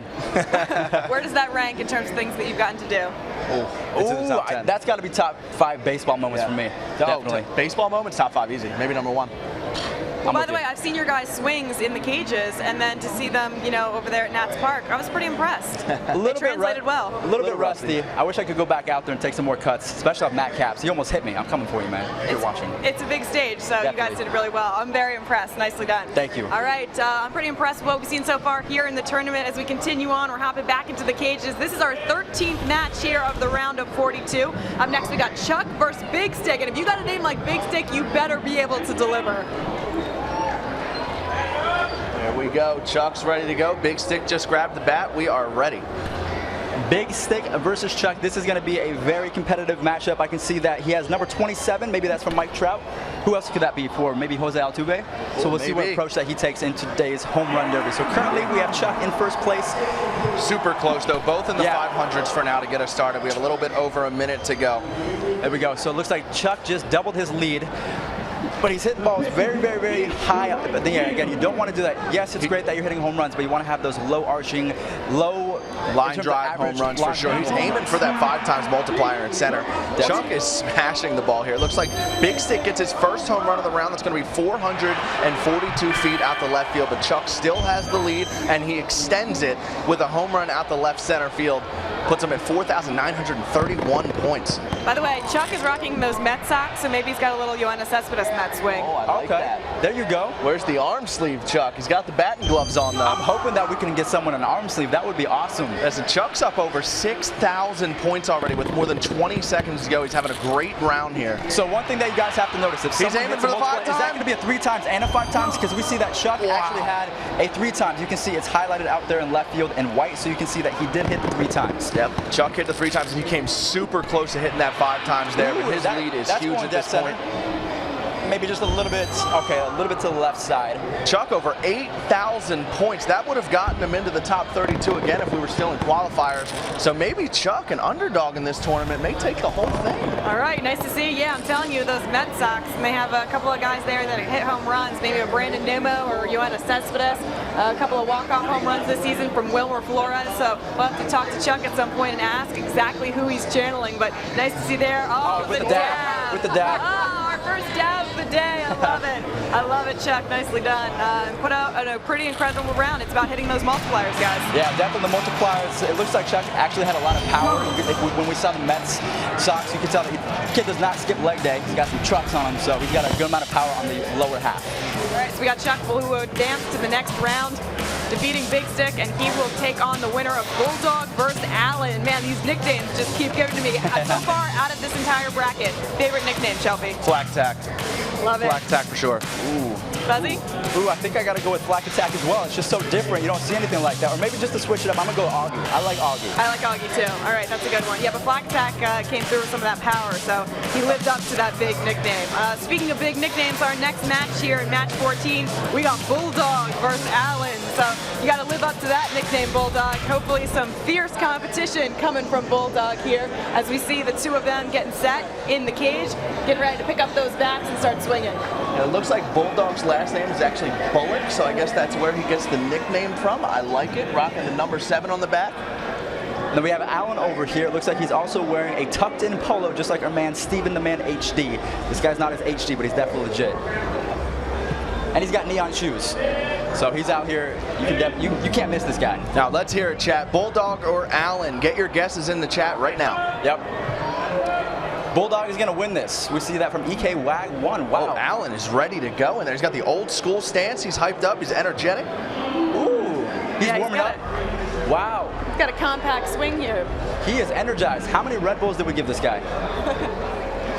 I don't know, but he looks like he just came from a business meeting. Oh, he's stretching and everything, man. This guy's ready to go. So we're going to be getting started here. He is ready. We got to get this guy. Look at Bulldog just straight chilling. He's all set. Man of steel over here. No nerves whatsoever. All right, we are getting these guys situated, making sure that Alan doesn't swing that bat too much. You got to kind of keep it chill there for a little while before you are able to compete in the game. Maybe swinging a little too hard before we were getting set up here. So we're going to make sure that Alan gets all set there. But you know, the cool thing about this, guys, is that as you're watching these home runs, you get to see all of the StatCast info. You get to see your exit velo. You get to see the launch angle. That's what actual guys who hit home runs in the big leagues get to see. So the fact that you're able to do that too, it's pretty cool. Yeah, you can compare your swings to those guys in the big leagues as well, which makes it super fun. Yeah, one of my most favorite things to do is actually look at the stats, the average, like the best of the season. So far, Aaron Judge has the highest velocity of today, or this year, at 120 miles an hour off the bat, and these guys are actually beating that. So StatCast really brings us more in-depth with the gameplay and the show itself, so it's been incredible. All right, here is the match underway. We got Alan versus Bulldog. And it looks like Alan's got a home run to start it off already. 541 feet for 641 points, but then Bulldog on the very next swing takes the lead from him at 673 points. We may have ourselves a slugfest here. I just feel like with the name Alan, it's so simple. Again, everything is just simple mechanics. I think like Alan is going to come away with a ton of points. I just have a really strange feeling about that. Bulldog's pulling away here. He's got 2 home runs in a row. We're down under a minute, so we're going to switch over to Bulldog's cam here. Yep. Right now he's currently in first place with over. He's aiming for the 5-time multiplier. So close with that 559 missile out to center field. Almost just short of it. All right, Alan is also coming with 1,242 points, so he is keeping pace. Just going to try and go for those multipliers. Maybe go for a ×5, possibly even a ×3. 445 feet out to right center field. It's going to put him over 3,000 points. He has a 1,200 point lead on Alan right now, but we still have 20 seconds to go. You can score points in bunches. Alan is not done just yet. So we can see that Alan definitely just barreled that ball up. It looks like Bulldog just hit that off the end of his bat. That's why he took it to opposite field. But Alan definitely barreled that ball up, which they actually tell you in the game itself. Yeah, Bulldog's right hot. Are you guys watching Alan celebrate after every home run? I'm missing out. I mean, he's absolutely freaking out. He's fist bumping and he's throwing himself up in the air after every single home run. So it's pretty fun to watch as we've got the Alan cam up here on the screen. And he's got biker gloves on. This guy is amazing. Yeah, he may have come up a little bit short there. Bulldog's going to take the win, but Alan absolutely enjoyed himself. Yeah. He had a blast, and that's what this is all about. You get in that cage and you have fun. Doesn't matter whether you end up winning or not. You end up having a blast and taking home an experience that you will remember for a lifetime. But there you go, Bulldog saying he's number 1. He's going to take the victory, and he's going to advance to the next round. Got his whole family there pretty proud. Yeah, if you take a look at his jersey, he's a Red Sox fan, so maybe he's trying to make JD Martinez proud. I think he's tied with Jose Ramirez as the #1 leading home run hitter in baseball. But if we take a look at the replay, Shelfy, what was the thing that you took away from that? Bulldog using all fields. We were a little bit focused on Alan's batting stance. He stole the show there with some of his excitement, but Bulldog channeled his inner JD Martinez, like you said. He was using all fields, hitting a ton of home runs. He's going to face Chuck in round 2. Yeah, pretty nice round there for Bulldog, and the fact that he was maybe a little bit more under the radar, I think served him well, because I was paying a lot of attention to what Alan was doing. He was really hyped there in the cage, and then Bulldog kind of snuck the victory in. So it'll be cool to see him go up against Chuck as we are about to find out who is going to be in the round of 16. We're going to go up to our next match. It's going to be Mom versus Kyle. Connor, and this is pretty funny for me because I call my mom Mom. Obviously, my brother's name is Connor, so this is just this is like a family affair for me here, although these aren't actual my relatives. Sorry, our 15th match here in the round of 32. Connor looks like he is all set to go. He's rocking some blue shorts and blue shoes. And Mom over here, I heard, absolutely stole the show because the rest of her family was participating. And Mom actually went in the cage, and she ended up the victor from everyone in her family. Right, bragging rights throughout the household for quite some time. Right, and one thing to keep in mind with this round is this will be the final round of the first round. So guys, whoever wins this match will be the finale, and then we'll be going into the second round of the tournament. All right, so it looks like we have Connor and Mom, both neck and neck, starting off with a home run each. Let's see if she can make Mom's proud of here, because I know my mom's watching. Both competitors have one home run under their belt at this point. Looks like Connor may be getting his second right here. I'm sorry, Mom has not hit one yet, but she's keeping the ball fair. So she's got points. She hasn't hit any homers yet, but she does have points because she's hitting the ball in play.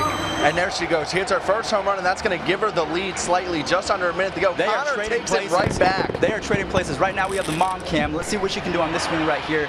Maybe just a little bit early. 45 seconds to go. Connor still has a slight lead.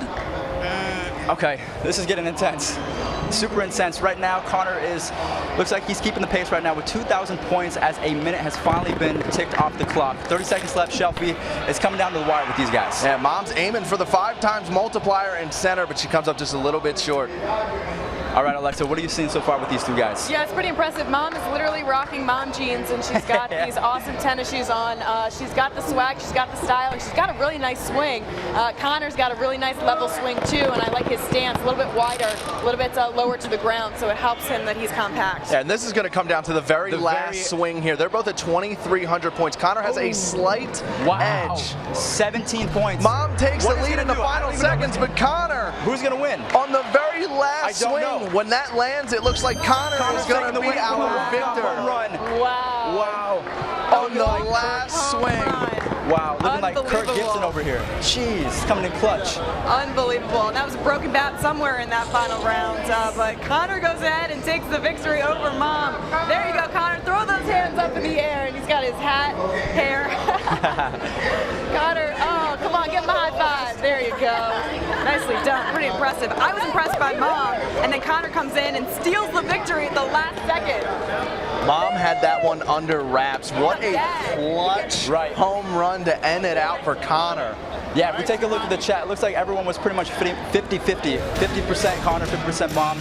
But that's going to be a pretty fun ride home. Pretty impressive, yeah. Check out this score. Wow. Connor there in second place, and then with one swing, he propels himself for the victory. Yeah, Mom had just taken the lead back right before that final swing from Connor. He clutches up with the home run to end it. He's obviously paying attention to the scores. He saw that final swing there is what gave him the win as he advances on to the next round, defeating Mom there into the round of 16. And we have one final match here in the round of 32. We're going to have Ricio versus Team Money. Oh, Team Money. That's a pretty good nickname. This is the last round. Okay. So yeah, one more round here in the round of 32 to see who is going to take on Connor there in that bottom bracket. But Team Money got his hand on the bat. Looks like he's adjusting his headset. He's ready to go. And Mauricio feeling the same way. Both these guys look pretty calm, so we'll see how this plays out. Yeah. Both National League fans, both rocking the batting gloves, both ready to go. Their round's going to get started here in just a second. Both have batting gloves as well, and this guy actually has some cargo pants, so we'll see how that plays out today. By the way, this is the Battle of the Nationals fans. I believe both these guys are rocking curly W's on the sleeve, so let's see who the hometown hero is. And Team Money with the nickname, he's going to get things started. Actually, both competitors there hit a home run on their very first swing. Anton has a little bit of a lead. Yeah, so as soon as Team Money swings, he is straight back into it. He does not like to showboat whatsoever. As soon as he swings and he sees that it's going, it's straight back to set position. He's ready to go for another one. Yep, keeping it sweet, keeping it simple, and maybe that's why he has a little bit of a lead here to start it off. This is getting crazy, folks. Dead center field, looking for the 5 times. Just gonna miss the 5 times. It's okay.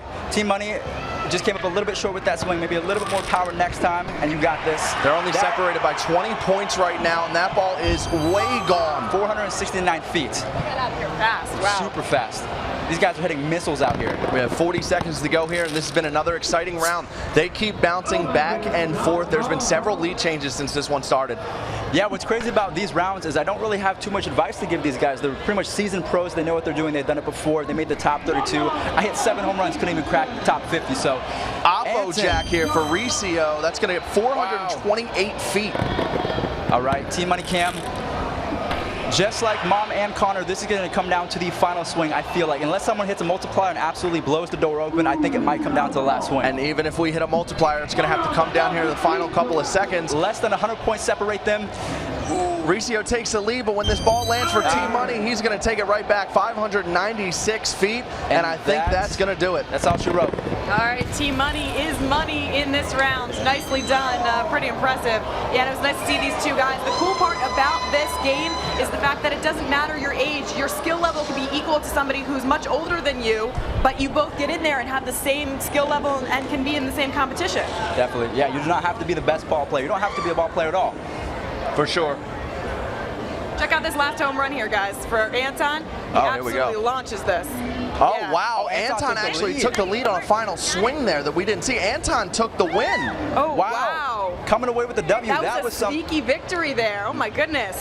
I think we were on the Team Money cam, so we didn't see the red line shoot out on the screen, but Anton actually clutched up. That's 2 games in a row where the winner was on the very last swing. Here's the replay of that last swing from Anton. Opposite field jack to walk it off. Broken bat, absolutely shattered that out to the pitcher's mound. Right. Man, a 643-foot home run. That is the longest home run that we've seen today, and I think we've seen all weekend. Unbelievable. Recio, a.k.a. Anton, nicely done there. Steals the victory. Barely even able to see it there for us, but it was pretty impressive. Team Money puts up a great round, but Recio is the one who is able to advance after defeating Team Money into the round of 16 goes Recio, and he will face off against Connor. I'm excited to see that round. So, ladies and gentlemen, here is the round of 16. It is set. We are going to look forward to a lot of these matches, including Old Man versus Alex. I got my eye on that one, but don't sleep on Kayla. Do not sleep on Old Man either. There's Doug, Augie. They've all done super great as well.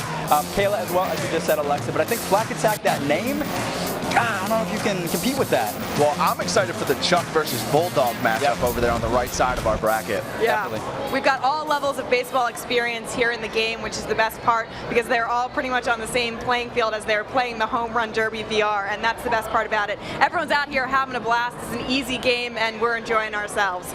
We are here at FanFest, like I mentioned, the largest interactive baseball theme park in the world. Takes place right here in the heart of downtown DC. Fuzzy and his brother Mick Saucy took a walk around yesterday because it's his first time in DC. I don't know how that's even possible, but they enjoyed themselves. Watch this.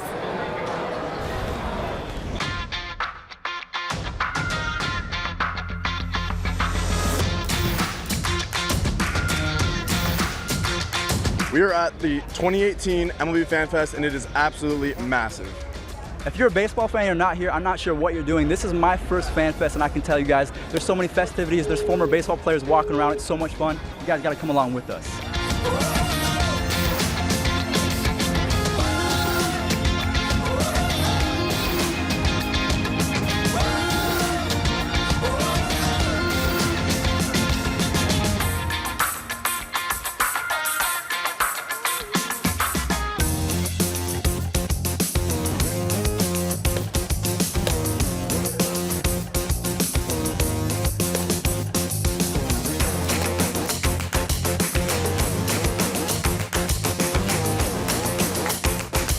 All right, so I'm here with my man Nate. This is his second Fan Fest. Right now we are at the Fan Fest batting cage. Are you excited? You ready to hit, man? Oh yeah. Yeah? Ready. You ready? Yeah. Have you warmed up a little bit, or are you just ready to swing? I'm always ready. The first question I have for you guys is, one's wearing a Pirate shirt, one is wearing an Astro shirt. What's up with that? Well, I'm really a Pirates fan, but George Springer is one of my favorite players, so I thought I'd wear his shirt today to the festival. So he's a Pirates fan, but he likes George Springer. And do you have a favorite player, or is the Pirates your main thing? Pirates my main thing, but I like Mike Trout's my favorite baseball player. Mike Trout, okay. What did you think about the Andrew McCutchen trade? I did not like it. Didn't like it, me either. And then they traded Garrett Cole. Are you serious? I hated that. So I'm here with Deidre, and the first question that I have to ask you is, who's your favorite baseball team? My favorite baseball team is the Angels, and my favorite baseball player is Albert Pujols. Ooh, Albert Pujols, that's a good player right there. And is this your first MLB Fan Fest? Out of 18 years in the Major League Baseball, yes, this is my first Fan Fest. 18 years, wow, okay. So you've been following the Angels that whole time, huh? Well, I've been following Albert the whole time. I'm his wife. I'm starstruck. So that's what I'm talking about, guys. You'll never know who you're me. I'm with Albert Pujols' wife. This is incredible. Thank you so much for stopping by. All right, good to be here. Thanks for having me. So much fun.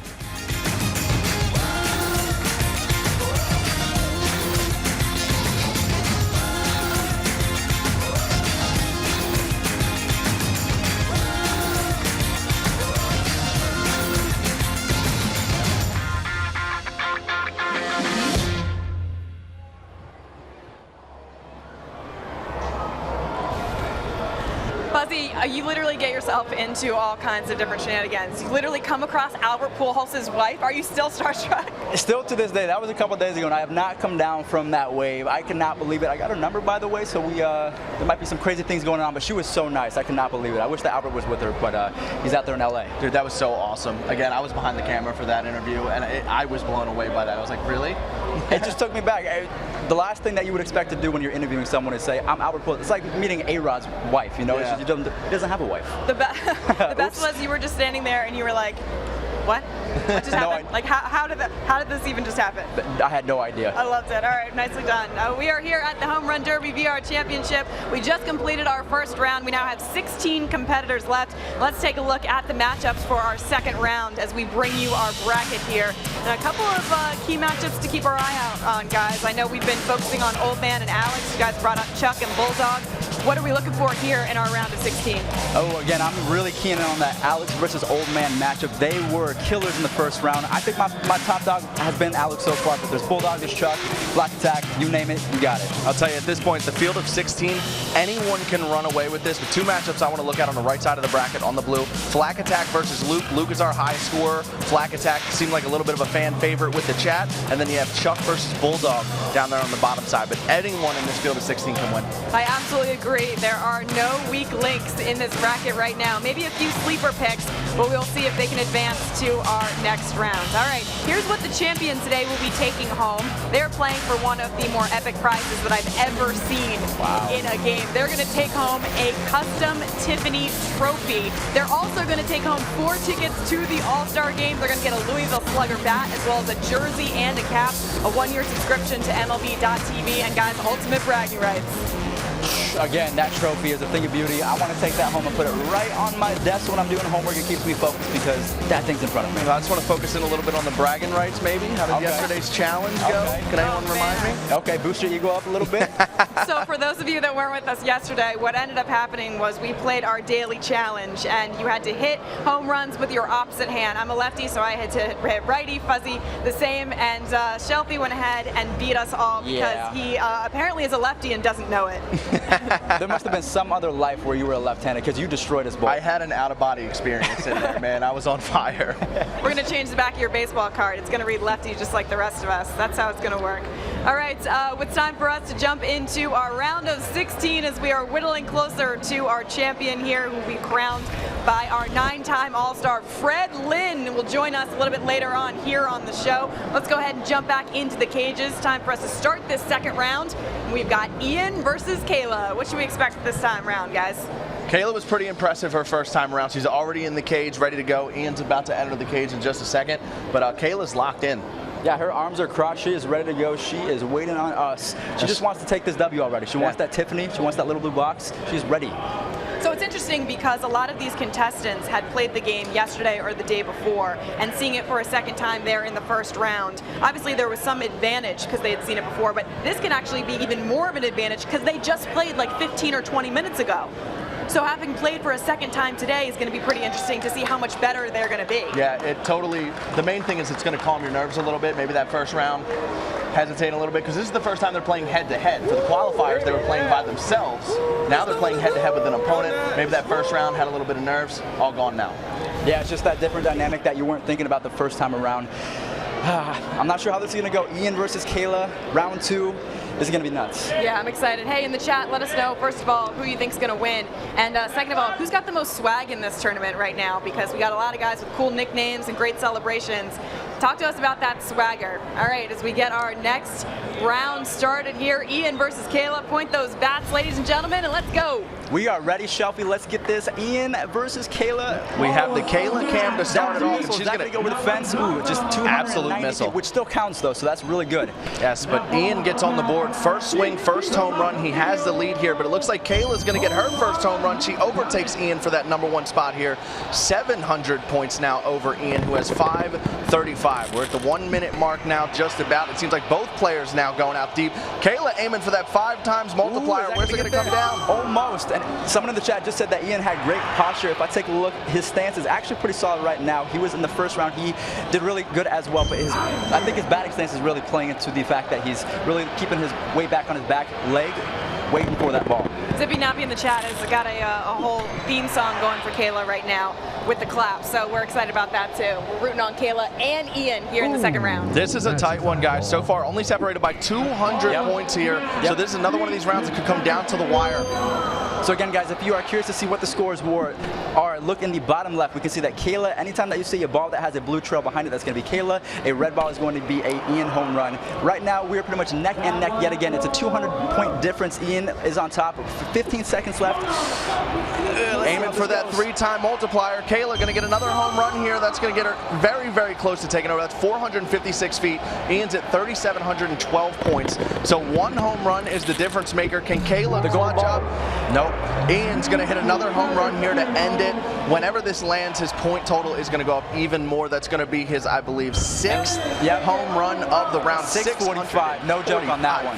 He wanted to make a statement with that one, saying, "I'm Ian, I'm here to stay." Absolutely. Ian with the fist pump and the victory. Nicely done. An impressive round by Kayla as well, but Ian goes ahead and takes the victory. I'm telling you, Bob Carpenter would be proud. Ian, I love it. I absolutely love it. A huge Nationals fan, the Madsen announcer, Bob Carpenter, with the "see you later" home run call. Ian saying that saying that to himself in his head over and over again during that round. Pretty impressive. Yeah, I'm interested to see what he was thinking throughout this entire round, but he's done this before. He is an absolute professional when it comes to the home run derby VR. I think he just has the timing down, he has the swing down, so he is going to be a tough competitor going into round 3, but Kayla put up an excellent fight. Very, very worthy opponent. Super pumped there at the end. 645-foot home run to end off his round. He's going to advance to the field of 8, the quarterfinals. It was cool, too, to be able to see him celebrate and then also kind of compose himself, because he still has work to do in this tournament. He does advance to the quarterfinals, though, so he does have a minute to catch his breath while we have a couple of the other contestants make their way into the quarterfinals. We have our next round matchup between Old Man and Alex, one of the most anticipated matchups so far, especially on that left side of the bracket. So we got Alex set here in the cage and Old Man as well. These two are gearing up, ready to go. By the way, check out Alex's socks. I believe he has the Capitol building on those high socks right now. Yes, so, those are the official All-Star Game socks. DC made by on Stance. fire. All right, guys, what are your predictions going into this one? You guys as well as the chat, who do you think is going to take the cake in this one? We have Old Man and we also have Alex. They both did it very well in the first round. Who's going to come on top? This is going to be a tough matchup, but I think I'm going to roll with Alex. He was here for the live stream yesterday. That's how he got into the top 32 qualifiers, but you've been excited for this round for a little bit. This is going to be good. Yeah, we talked to Alex yesterday, Alexa and I did, so we know that this kid is no joke. Old Man he's got the height advantage as well. Number 5'0", over here. And Alex is off to a hot start.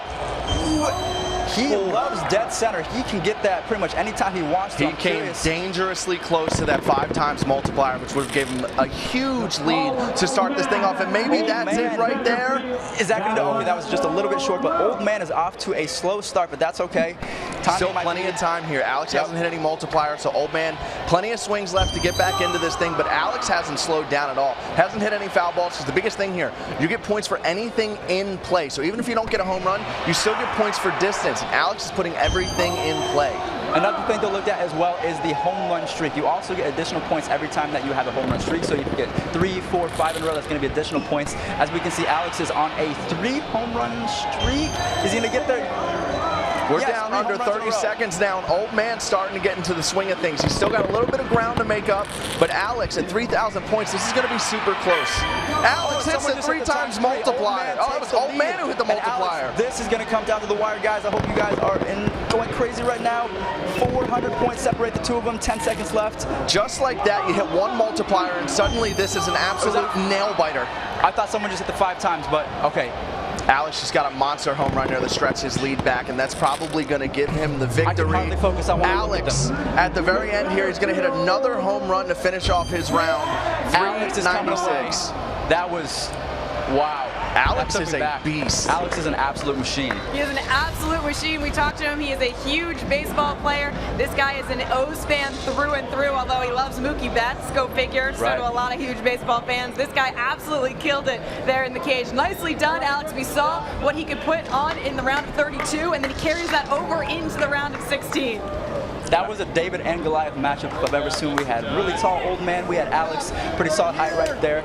It's the energy, his enthusiasm is off the charts. He is high-fiving everyone that he sees. This kid is having the time of his life. High-fiving himself into the quarterfinals, and you, my man, yeah, there you go, are the backpack kid. I absolutely love it. The dance there, the celebration, and he absolutely should because he had a fantastic round. Wow. I'm just in awe. I just have to sit back. Using all fields. We've said it before, we'll say it again. Using all fields, you give yourself more of an opportunity to hit those multipliers. Yeah, Alex making Boston, Maryland proud there. All the Cougars who are watching us here on the live stream going nuts as they see Alex advance into the quarterfinals. He will face Ian coming up here in a little bit. All right, time for us to check out our next match here. This is going to be our 19th match of the afternoon. We got Doug taking on Augie, and I know you guys love the nickname Augie. How do you feel about Doug? Doug is going to be pretty solid. Again, I think he's the one wearing the Max Scherzer jersey, I believe, right? Yeah. If you guys have seen Max Scherzer pitch, we know that this guy has no emotions whatsoever. He actually talks to himself and gets angry at himself. So let's see if Doug can kind of, play into that a little bit, tap into that energy, but also sit back and turn on some baseballs. Yeah, he seems locked in and ready to go. They're going to pick the bats up here and get started. He's ready. Augie, one of the best nicknames in the tournament. Let's see how they do. We have batting gloves versus no batting gloves, new school versus old school. What's going to go down in this round? That is an Apple taco right there. 457 feet. No. Comes up just short, but again, he still got points because he kept it in play. But Doug, on his first swing, he did hit his first home run, so he's out to the lead now with 557 points. Doug might have a little bit of an advantage. He's got both those batting gloves on. Guys, remember, Augie is playing with no batting gloves, but he's got that sweet swing, and he's got a small strike zone, so we'll see how this plays out. Chat, let us know. Do you prefer batting gloves, or do you like to go old school and not use anything at all? Doug takes the lead with his, I believe, his second home run of the round. It's going to give him 1,155 points. We're down under a minute here, and he's going to go Oppo Taco. That is Doug trying to get the lead back from Augie, who just took it back. And this is a back and forth affair as well. Definitely, yeah. These rounds go by fairly quick, so you have to make every moment count. We've had some really entertaining back and forth matchups, and it looks like we have another one going here. These two are separated by like 50 points, guys. That's it. I think they're, 50 points. That's it. 30 seconds left on the clock. Augie is actually separating himself. And it looks like that one for Doug's going to go a little bit foul. Augie's going to get it to go, so he's going to stretch his lead a little bit here, but plenty of time for Doug to come back. Someone's got to get a multiplier right now. If Doug wants to make a comeback, he's got to go for it 3 times or 2 times. Any multiplier will count, because I don't think Augie is gonna. I don't think he's gonna miss. Doug is still in striking distance, but like you said, he's probably going to need a multiplier here if he's going to jump in front of him. Totally possible though, with 3 seconds to go. Breaking the bat. Doug, is this going to be enough? Unless he gets it 2 times, I don't think it will be. It was a valiant effort. He's going to come up just 649 feet, but it's going to be just a little bit short. Augie is our winner. Yeah, absolutely. Nicely done, Augie. That one started off very close. Augie started to pull away a little bit. Doug tried to come back, but comeback was a little too late. Augie goes ahead and takes the victory and works his way into our quarterfinals. Nicely done. Augie's got his cheering section here. Gets a big hug from Mom. He's like, yeah, Mom, leave me alone. I'm doing this all on my own. He's got the camera there. He's going to remember this for the rest of his life. Yeah, what I love most about baseball is everyone has another dab. Everyone has their own sense of style, their own batting stance, their own way to swing. So whatever you guys have, whatever you feel more comfortable with, again, it's going to work, as we can see by the replay, that Augie was coming away. His batting stance works. His timing was on point. Doug, unfortunately, not coming with anything, but I think it's the experience that matters. Yeah, and I'll tell you what, we've had some super exciting matchups so far. That was another one of those rounds that was back and forth the entire way through. Augie stretched his lead a little bit towards the end, and it ended up putting icing on the cake. Yeah, by the way, Augie's brother is wearing an O's hat, a Trey Turner jersey, and Orioles socks, plus Nationals shoes. So this whole family, you can tell, is from this DC area and is rooting for the Orioles and Nationals hardcore, and I'm sure Augie was channeling some of those Nationals players there during his round. Pretty impressive. As Augie makes it into our quarterfinals. There he is. There's his brother rocking that. Yeah, see, Trey Turner and the Orioles. Right. I'm starting to get a little starstruck by these kids. They are putting on a show. I want to get their autographs. I'm going to assume Augie's brother's probably an Orioles fan, just rocking a little bit of DC stuff, you know? Right. Repping the hometown team for the All-Star game. Well, the interesting thing about a lot of these families who are from DC is they were originally all Orioles fans, and then when the Nationals came, they had to make a decision to stay Orioles fans or to switch over and become Nationals fans. And I'm sure some families were split, exactly like his family. A lot of rivalries. I never thought about it that way. A lot of split households. Okay. So that's how it all works. Yeah, Gotcha. and then you've got those rivalries in the household. So nicely done as he takes those competitive juices and uses them to his advantage. All right, coming up here in the round of 16, it is our 20th match of the afternoon. We got Koopa Loop taking on Steven Man HD. These two had themselves a blast in the first round. So let's see how this one plays out. All right. Coop versus Steven. We have a lefty versus a righty here. Coop is the lefty, Steven is the righty. Coop's off to a good start here. That's another Oppo Taco. He's already got 521 points. Yeah, you can tell that Steven was a power bat when he was younger, and he is definitely putting on a show at this point. Yeah, and even looking at that last swing, that was an absolute screamer out the left center field. Got out quick. We now have a tight score. Lefty versus righty, 30 seconds down on the clock. Let's see if Coop can keep this. I think that's Stay fair for him. Stay fair. Now that's going to hook a little bit foul. Steven is mounting a pretty good lead at this point, but Coop has got some pretty good Coop's going to make a little bit of a comeback here. Right. Yep. His launch angle is on point right now. He's hitting the balls perfectly at this point. He's getting a lot of swings in. Both of our competitors just got a home run to go out at the exact same time. So their points are now up to 1,300 for Steven, who is in the lead over Coop, who has 1,100. And it looks like Coop just took the lead and he hit a multiplier. Coop just hit five times multiplier. We were on the Steven cam, so we did not see that. Maybe we'll get to the replay after the game. But Coop takes a solid lead here with a 5-time multiplier to center field. It's going to take a lot for Steven to come back. But again, you can score points in bunches in this game, so he's not out of it yet. He has his own 5-times multiplier that he can hit on his screen still. Yeah, he can get that 2 times, he can get the 3 times. It looks like Coop is actually trying to go for another multiplier. Can you imagine that if he can get another on top of that 5 times? You want to talk about skill? He hit that 5-times multiplier and then just moved on to left field like it was nothing. Unbelievable round by Koopa Loop. Nicely done. I'm telling you, hitting those multipliers, that is the name of the game. And he celebrates there. He's got his friends and family here cheering him on. Nicely done, Coop. Look at this. I like the celebration.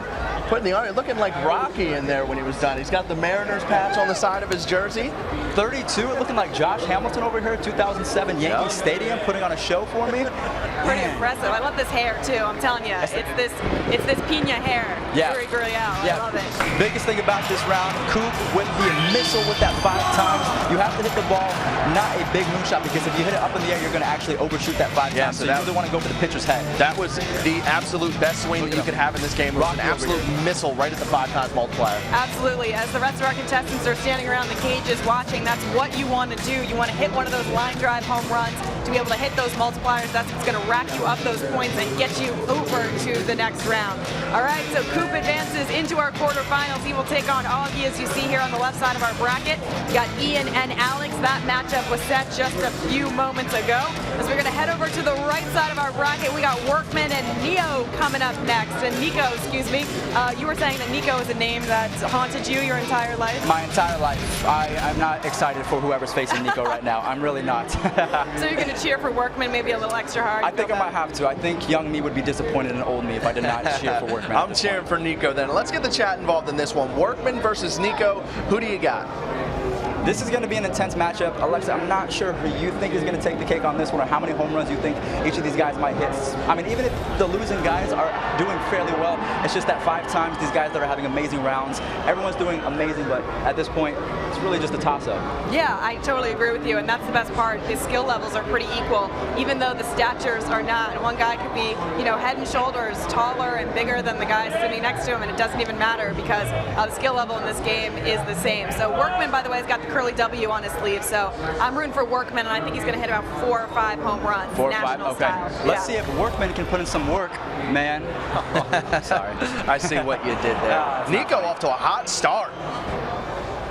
Okay, so Workman is also off to a hot start. He barreled that one up. If you guys see in the bottom left, if you do not barrel it up, that green circle will not pop up. If you get a brown circle, that means that you either got the end of the bat, it jammed you a little bit, so just sit back and get that good timing. Yep, I also want to note that Marshall, who is in first place right now, that is Workman. Workman and Marshall is the same person. That's just the nickname that he chose to put into the game for himself. So he's in first place right now at 1,900 points. Nico has 800 as we're just under a minute. All right.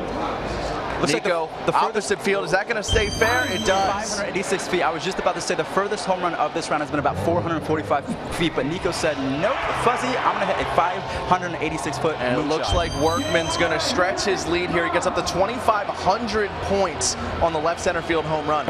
And again, guys, do not forget, Workman is Marshall. They are the same person, so don't get confused with that. He's hitting hard line drives. If you would have sit back just a little bit, that was the perfect trajectory for that 5 times. Come on, Workman, just sit back just a tiny bit. Nico's staying in this, though. He's Nico's still got only it, a man. swing or 2 away. Nico, the nightmare, second place. So we're going to switch over to the Nico cam here with about 10 seconds to go. Marshall gets another one to go. He's going to stretch his lead again. Still plenty of time. If Nico can hit that multiplier.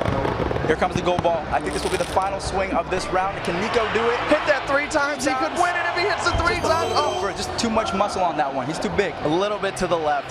But he had the absolute right idea. You're looking to aim for those multipliers, especially if you are trying to come back from behind. That's the name of this game, hitting those multipliers or hitting those line drive home runs. So nicely done, Nico. He's got that Trout jersey on, making Mike Trout proud. But we got Workman here who takes the victory. A couple of big shots here, obviously leading to that high score, and high fives from his family that are bouncing around. They're excited for him. Yeah, definitely. It's all about the hair curls for the girls. It's definitely, he is coming out here, he's trying to make an impression. He's doing great out here. Yeah, Workman, also known as Marshall, he is locked in and ready to go. And he was another one of these competitors. We've seen him hit home runs to all different fields. 592 points on the replay. Yeah, he put in work. So Workman advances into our quarterfinals with that sweet swing there, defeating Nico in our round of 16. He's going to be going up against the winner of Black Attack versus Luke, and that is actually one of the better nicknames so far in the tournament, by the way. We were checking out the chat earlier, and a lot of people are big fans of Black Attack. Yeah, definitely. Seems like he's a fan favorite at this point, along with Alex and Old Man. Unfortunately, Old Man was defeated by Alex, so. Yeah, this is probably going to be one of our more fun matchups of the entire tournament. Flag Attack, one of our fan favorites. Luke came into this tournament as our #1 high scorer in the top 32 qualifiers, I'm sorry. So Luke, our top scorer, versus our fan favorite Flag Attack. Let's see what they got. So it looks like these guys, I think this is the first matchup that we've had today where there's not a kid in the cage. Usually we have 1 kid, maybe 1 adult, 2 kids. But at this point, it's going to be life experience that's going to play a big role. Alexa, what do you think is going to happen in this round? Well, I want to point out real quick, Black Attack has some amazing tattoos on the back of his cap and on his arm. If we can check those out at some point, maybe when I go over there and interview him, if he is the winner, I can ask him about some of those tattoos. But he does have the curly W on his sleeve, so you know I'm a big fan of that. They're ready to go. Both in the batter's box. They're ready to take this pitch and hit it a very far distance. Let's see what the first pitch will result in. Let's see. Luke is in blue and Flag Attack is in red. Keep in mind, Luke was our #1 high score in the qualifying rounds. So he is technically our #1 seed in this tournament. But Flag Attack out to a good start. He has the lead here early. This is going to be a slugfest. Luke hitting some low, hard line drives, keeping it quick. Exactly like you said, keeping it quick. That is the biggest factor aside from the multipliers in this round. The more that you hit the ball up in the air, it's going to take time off the clock. I think they both have the right idea right now. They have 2 completely different stances. We can see that Flack has the right-handed swing down. We can see over here that Luke, again, he's the #1 competitor of the weekend so far, so he has a big target on his back, and Flash is coming for him. Yep, and we're at the 45-second mark here. Both competitors have exactly 3 home runs. Flag Attack has a little bit of a point advantage. because of the distance on his home runs, but this is going to be another one that comes down to the wire as expected with two of our best competitors in the tournament. We're at 2,300 for Luke, 2,200 for Flag Attack. Luke takes the lead, but Flag Attack may take the lead back once this ball lands. Luke is on a 3 home run streak right now. He has a 500-foot home run under his belt. We're at the Luke camp right now. Let's see if we can use the force and hit this baseball. This is going to come down to the wire, Fuzzy, absolutely, as Luke hits another one out to right center field. He's looking to stretch his lead here down inside 10 seconds. That was big right there. That was a big-time home run. 575 feet. 5 home runs total. So as you can see that Luke has 6 home runs. He's on a 4 home run streak, so he is raking, and that is going to be his 5th home run in a row. Luke is the man out here, guys. Yeah, Flag Attack started hot, slowed down a little. Luke ended it on a hot streak. Wow, wait a minute. What did he do? Flag Attack hit a multiplier on his final swing. That was clutch. We're gonna need to see a replay on that one for sure, because we were on Luke's cam for that final swing. Flag Attack on the last swing steals it. He's shocked. He has no idea what just happened. We barely even knew what happened either. That was pretty impressive there on that final swing. He's able to steal the victory. Look at him. He has no idea. On the he's saying the last one. Oh, he feels bad. Oh, man. Luke has been defeated. Wow. That was incredible. That was a matchup for the ages. I think that was the matchup so far in this entire tournament. Look, he's trying to explain himself. That's sportsmanship, though, guys. That's what this is all about. Here's the replay. Hit this ball. Oh, wow. Screaming 416-foot to center. And then here comes the final pitch. He got one more swing in at the end. He goes right back to the same spot. 5 times multiplier. Coming in huge. That you can't write it better than that. One of the highest scores we have seen so far here today. Flag Attack absolutely dominates. Yeah, he calls his shot. He pulls the Babe Ruth and absolutely smashes this one into the ozone. Pretty incredible to see. Yeah, he throws up his hand. You better celebrate, Flag Attack. This is your day. All right. I love that he went over there and said to Luke, listen, hey, great round. I just ended up getting it there on the last swing. Much fun. So pretty impressive. Right. All right. Flag Attack advances into our next round, to our quarterfinals. He will take on Workman, which is going to be an amazing matchup between the two of them. They're in the quarterfinals. But as we continue here in the round of 16, up next we got Chuck taking on Bulldog. So yeah, this is the round I'm really excited about. Bulldog put on a show. He's a Red Sox fan. He put on a show in his first round. So Chuck versus Bulldog is going to be a very good one. They're locked in. They're ready to go. They're going to get started here in just a second. Yeah, but Chuck is no joke either. There's no way that he's going to just show up and just not do his thing. Chuck is the man. We talked a little bit beforehand. He definitely has his swing down. He knows this game better than he knows himself. Yes, Chuck has a very pretty swing. He's a Mets fan. He's rocking some pretty sick socks. He's got the Mets patch on his jersey. Bulldog, nickname coming from his last name, Bullock. And he's going to get it started with an opposite field home run here to start. But Chuck as well. Both competitors hit a home run on their first swing. He is definitely proven to be a fierce competitor, both Bulldog and Chuck. Mr. Chuck Nasty over here. Let's see if he can make Charlie Blackman proud with this swing. Is that going to go? Bulldog going out to right field again. Both in pretty much the exact same spot on that one. 580 feet. That ball is not coming back, Chuck. Yeah, these two competitors seem to be in sync with their home runs. They just keep bouncing back and forth first and second place. Bulldog currently with the lead at 1,300. Chuck takes the lead, and then Bulldog takes it right back at 2,000 points. They are trading home runs at this point. One hits one, the other hits another. There's no prediction at this point. Absolutely. It's just going to come down to the wire. This absolutely could be one of those rounds that comes down to the wire. And it seems like Bulldog's been living in right field this time. He has the lead right now, but again, still 35 seconds to go.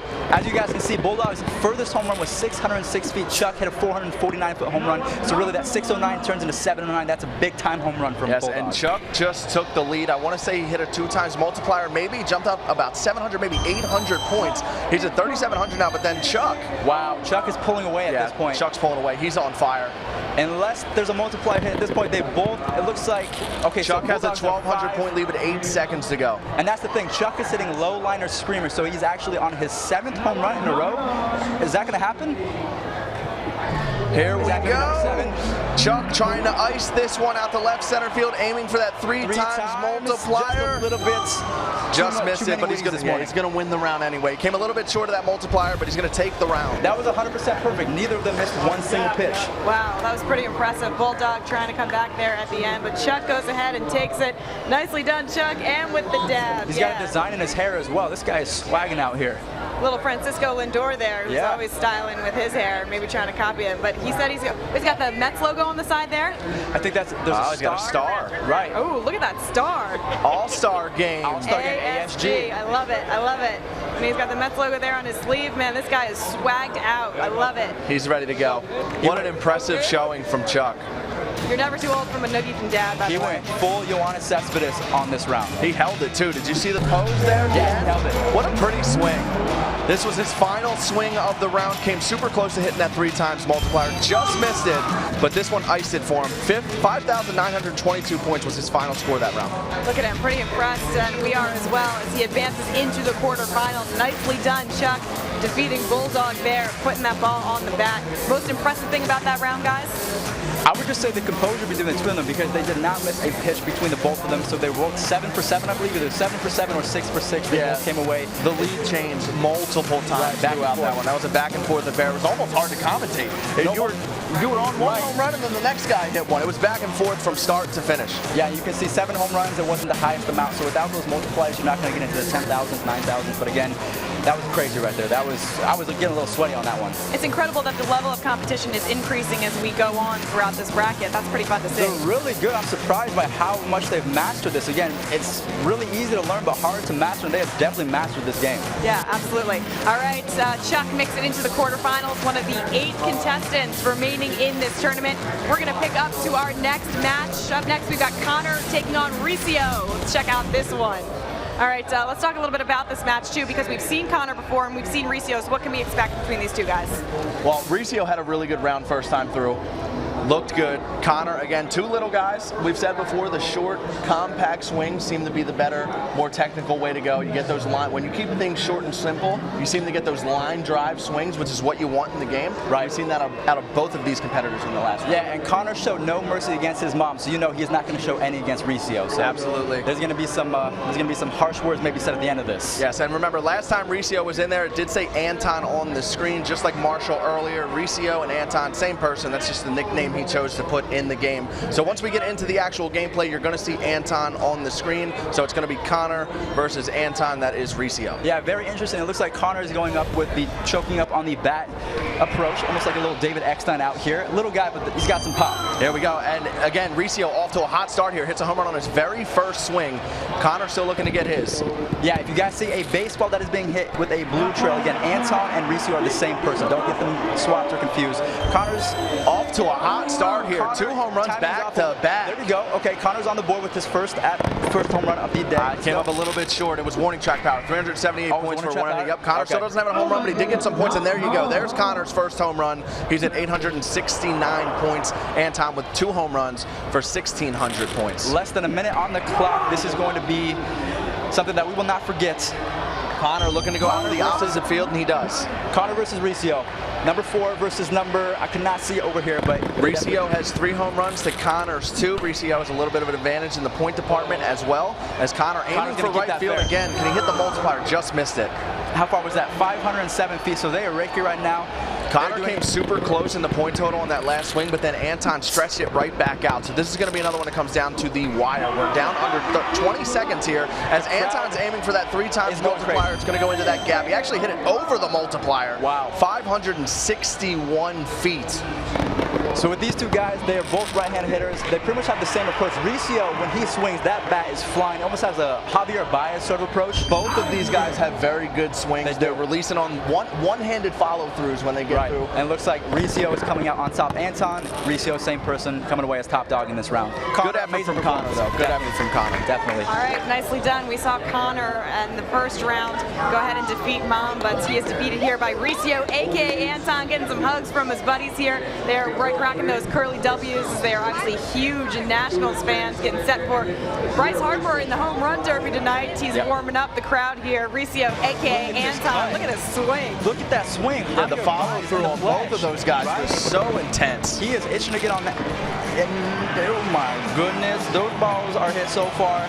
And you can see the red streak there. It seemed like both of these guys were in sync that whole round. Home run, home run, home run, home run. Lots of fun. All right, he gets his swag back there. He's pretty excited, and give us a little bit of a wave. There you go, Anton. Good to see you, and great round as you make it into the quarterfinals. Our final contestant, We have 8 contestants remaining, ladies and gentlemen, in our Home Run Derby VR Championship Edition. We are going to take a quick break right here, but coming up next, we have the quarterfinals with our final 8 players at the Home Run Derby VR Championship. Stay tuned, we'll be right back.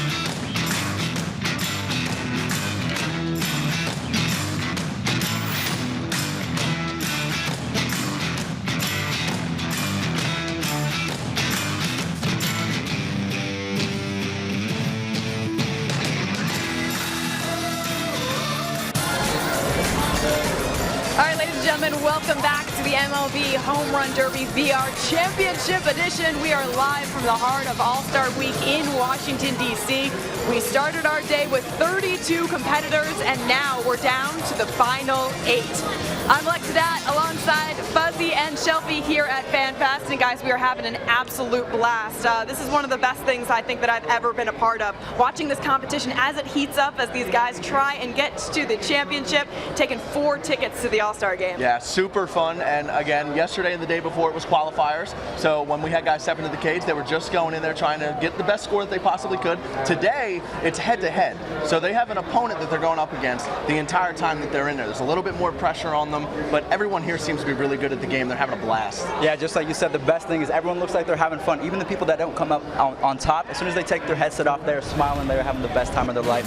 FanFest has been great so far, and I think Home Run Derby VR has been a big part of that. And it's only going to get better as we have 8 contestants left here. We are on to our semi-final round. Ian and Alex will match up. We got Augie and Coop, Chuck and Mauricio, Workman and Black Attack. All right, guys, out of these quarterfinal matchups, or excuse me, semifinal matchups, let's go ahead and talk about what we're looking forward to the most. Yeah, so at this point, again, I think the top dog going into this is Alex, but they are all really good. We have Flash Attack still in their Workman, they're all doing their thing, but they're all top dogs. Yep, we're looking at Ian right now. He's going to be going up against Alex in our next matchup. That's one to definitely keep an eye on. Flak Attack, though, took out our #1 seed in the last round, so you definitely definitely want to keep your eye on Flag Attack, and that was a crazy ending. He beat him on the final swing, and he had to hit a multiplier to do it. And even if you're down, again, take that into account. Flash Attack won on the final swing. He was losing, so don't give up. Even if you're down by 3 or 4 home runs, a multiplier can put you right back into it. All right, so a lot of on the line in this matchup. This is the quarterfinal matchup, trying to get into the semifinals and officially advance into the championship round, where you got a chance to take home a trophy and a bunch of awesome prizes. Alex is going yard. He really wants those 4 tickets and that trophy. But also Ian hit it even further, 564 feet. This Ian guy is no joke. Yeah, he's no joke. Right now we're taking a look at the Alex cam. The blue line that you see is going to be Alex. The red line is going to be Ian. This is going to be one of the better matchups that we have in the entire tournament. Right. I mean, this is going to be Justin Bohr, Aaron Judge of last year. You guys saw it, 22 to 23 home runs. I think they're going to match each other mano-a-mano with a minute left. I mean, I'm not, again, you can't really put a top dog. It looks like their home runs are going to be going out at almost the exact same time. Same pace as well. Both guys have 3 home runs at this point. Alex has a little bit of a lead in points because of the distance. Yeah, because of the distance on his home runs. He's got a little bit of a lead. He's got 40 seconds to go here. Alex hits another line drive. This time, Avo. Again, both guys hit a home run at the exact same time. Ian has a 100-point lead. Right, so Shelfy, I am looking at competitors right now. Ian is not moving. He does not have a wiggle to him. We can see that Alex has more wiggle to him, kind of dancing out there, having some fun. Ian is all business, no jokes. Now, Alex just took the lead. He's up to 3,600 points. He has about an 800-point advantage over Ian, but Ian looks like he just got another home run on the board. It's now 3,600 to 3,400, and then Ian, he hits the 5 times. It's a 3 times. Alex hits the 3 times multiplier. That's going to stretch his lead there. He now has Ian doubled. Ian has a lot of work here to do. Is that going to be another 3 times, Alex? Oh, just a little short. I think he might be all right, though. Ian's going to have a chance here. I think he has 1 swing left. There we go, Alex. Alex does not play games out here. He is swagging out here with his neon shoes. Alex with the salute as he homers to end his final round, making Folston proud. The Folston Cougar, Alex, showing out. He made the top 32 yesterday in our qualifying round. Alexa's on standby. She's going to interview Alex. Alex, 7,300 points. Pretty impressive. Take a look at the camera. Go ahead and wave to all of your fans. How do you feel? Good. I feel really good. You're making Folston proud, huh? Yeah, definitely. Go Cougars?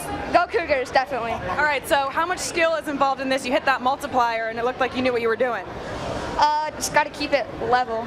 Yeah, absolutely. And you stay pretty calm and collected. Feel like any pressure was put on you today? No, no pressure, not really. That's what I like about you. You've got this confidence, this swagger to you. Where'd you get that from?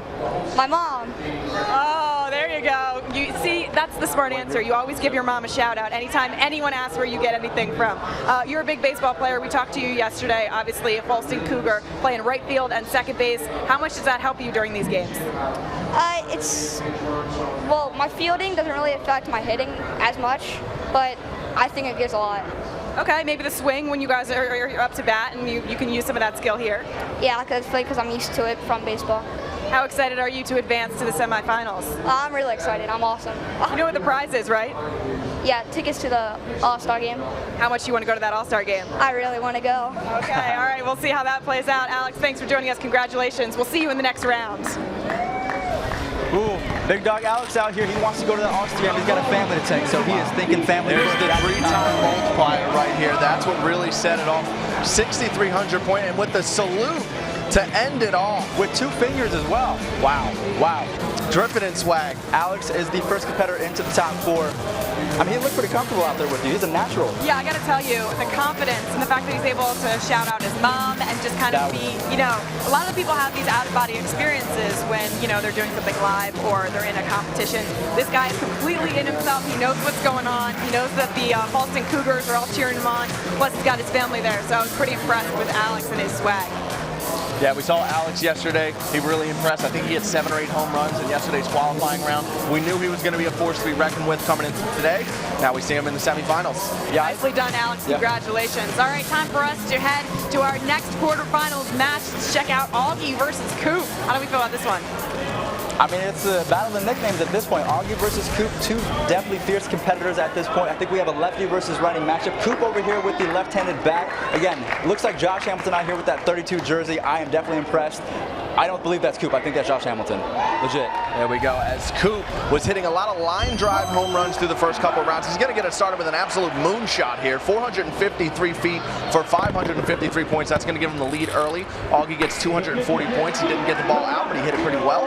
Now Coop looks like he's going to get his second home run of the round already, up to 1,100 points. Yeah, Augie is definitely playing this safe at this point. He's just trying to, I think he's trying to get the feel of things, maybe give Cooper a confidence boost, because again, Cooper can see what Augie is doing and Cooper is raking, so maybe just trying to set him up a little bit and maybe he knows how to hit that 5 times. Yep, there's Coop's third home run of the round there. Shelfy, 602. That's his third home run of the round, but Augie now, he has his second. This is close. He's coming back, and then Coop goes, is that going to stay fair? Yeah, Coop's ball looks like it's going to go foul, but Augie's ball, I think, stayed fair.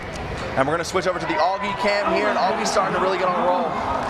Only down by 100 points. 110 points separate the two.